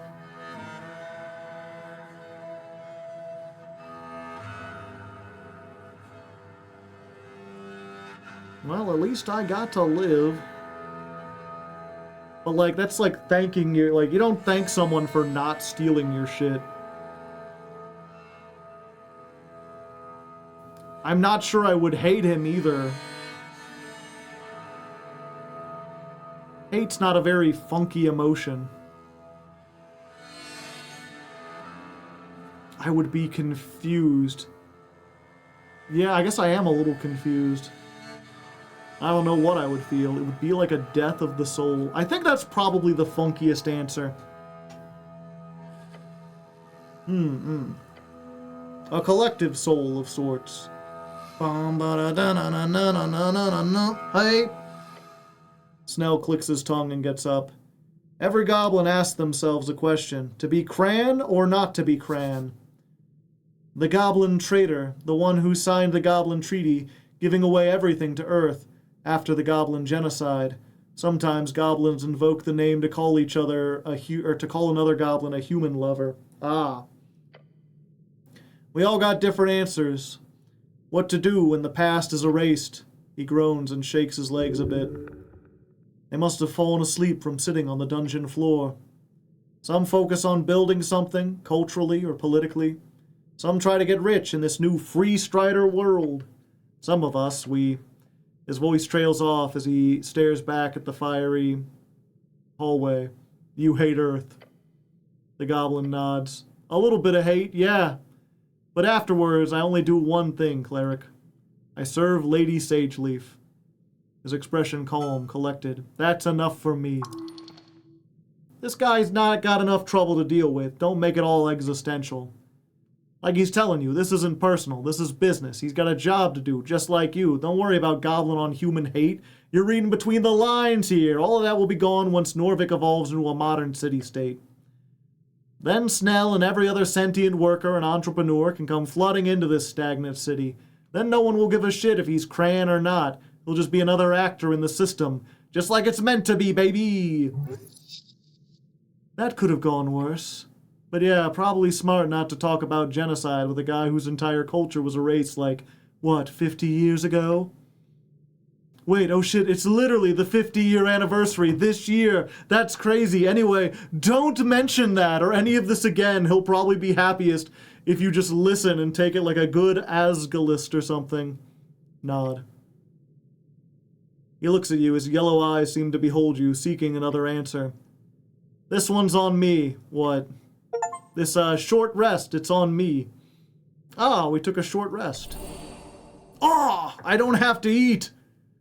Lovely. The sprite light fizzles out just in time. I'm good to go now.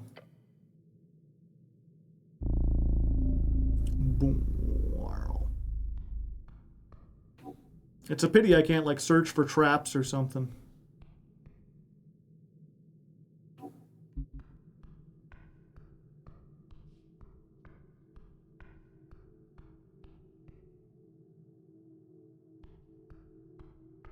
Nope, nothing.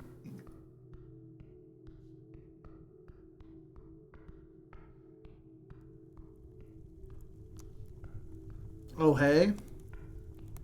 Oh, we're in the sewers. Sewer count. Ooh, ah. Oh, hey. It's light out. So much food. A grill and some crates. At the end of the sewer path, you encounter a stove. Around it sit some crates with what look like a ragged bedroll. This is a camp. Who camps in the sewers? We got ourselves a big sewer rat here. Big enough to camp and cook. The goblin looks around the dark, damp tunnel. I don't like this one bit. Is it normal to camp in a place like this? No, cleric. Norvik sewers are notoriously dangerous. No sane person would rest here. Feel the stove. It's not entirely cold. Recent, huh? Look around. Some rats scurrying around the corner, nothing else. What are these crates? Symbol. Yeah, it's the goblins. Huh. He inspects them as well. We've had some shipments going missing on Water Lane in periods. Now I know where they end up. He tapped the crates. Spices. Taps another. Potatoes. Yes, it's food crates. Just food. Overtime. It's been a lot. Yes, these crates hold food. Why food? Because someone's living here, that's why food. A glance reveals most are empty. Whoever is down here is clearly siphoning off resources from the halfway bridge drive. Why food in the sewers? A foolish question. Yeah, I know. Obviously, it's a hideout of some kind. We've been trying to nail this thief for a while. Figured it was some organized thing. And considering the size of this hall, it's gotta be. What do you propose? Should we keep guard and see if they come back? Possibly. We could also go get backup. I know we're on the tea shop mission, but quest. Kind of a big deal for halfways. Lady Sageleaf will be happy to finally get this thorn cut. We should go get backup then. Yeah, probably for the best. I somehow have a feeling that whatever is eating all of this won't be too happy about finding the stash. A hunter! Oh. There's an alligator right there. You're telling me. You've heard this phrase before, don't comment on it.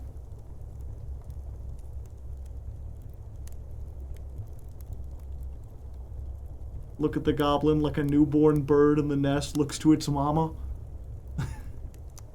Maybe we should just leave. I'm not gonna stop you. Who likes being in the sewers? I don't. Me neither.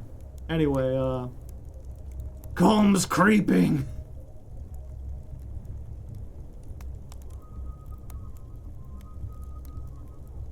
Why can't I leave? This is making me hungry. Really? You?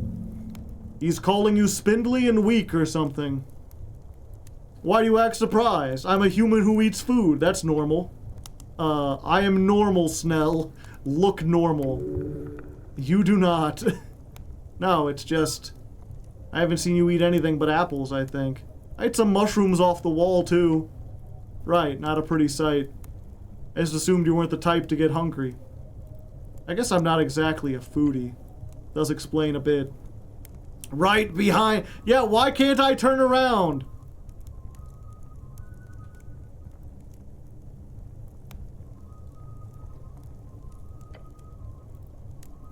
Why food?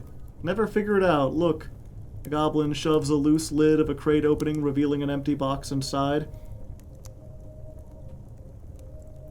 We've got a mega monster down here. It's either that or... Hold on, a mega monster? Is that an official classification? No. No. Right. He no longer cares. Your very flesh! Behind you! Your companion gasps for air as he glances back. You watch as his entire being suddenly leaves his corporeal body. For an instant, he is not a goblin, he is a ghost. Kraid hungers! Turn around. Turn around. Is already on the move, his sling loaded, spinning, aiming. To see Hunt come to Kraid, how good! Scramble to get ready. You watch the hulking mass of flesh and wet scales rising from the shadows of the sewer. It towers over you, its gaping maw widened into what could be construed as a mocking smirk. Roll initiative! I am fast. He's faster! Fuck! Earth bless your soul. As if all the playful toying with his food is suddenly over, the croc-like creature lunges forward. Silent and focused, it reaches your face. and entire body, enveloping you in its maw. Then it bites down.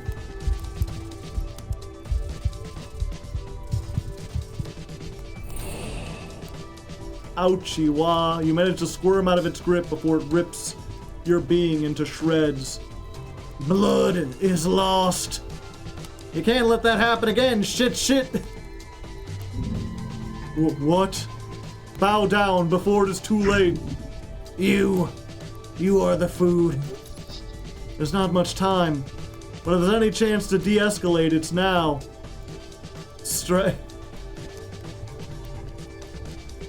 My life is yours, beast. Stop, we've come to bargain.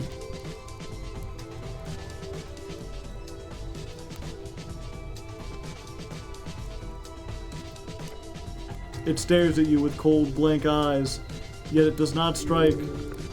Soulless, predatory. A beast who developed consciousness but lives without care for others. Fascinating. The goblin hesitates. Inches away, the croc creature makes a deep growling sound. It sounds annoyed. No hunt? No struggle? Grrr. A frustrated shriek. Fight, struggle, like rabbit. He gives you a shove with his claws.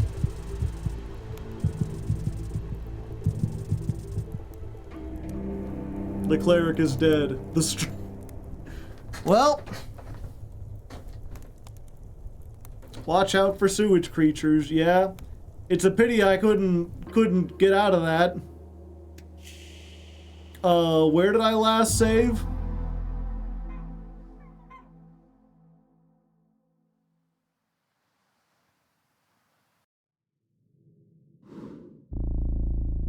Okay, at least we got through that.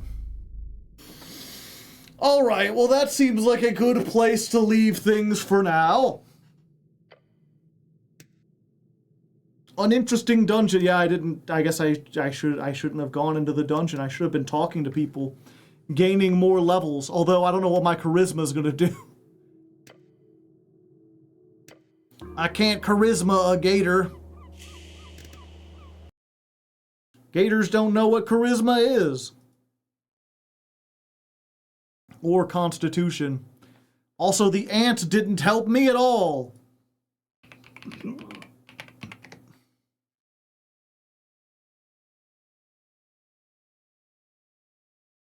But yeah, good time overall. Uninteresting thing. I'll probably, again, I think I'll give it, we'll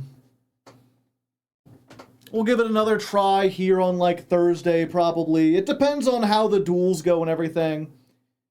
But it's definitely, like, it's not a bad game by any means. I could see how it would be very fun. I'm just not sure it's, like, it's super interesting for chat.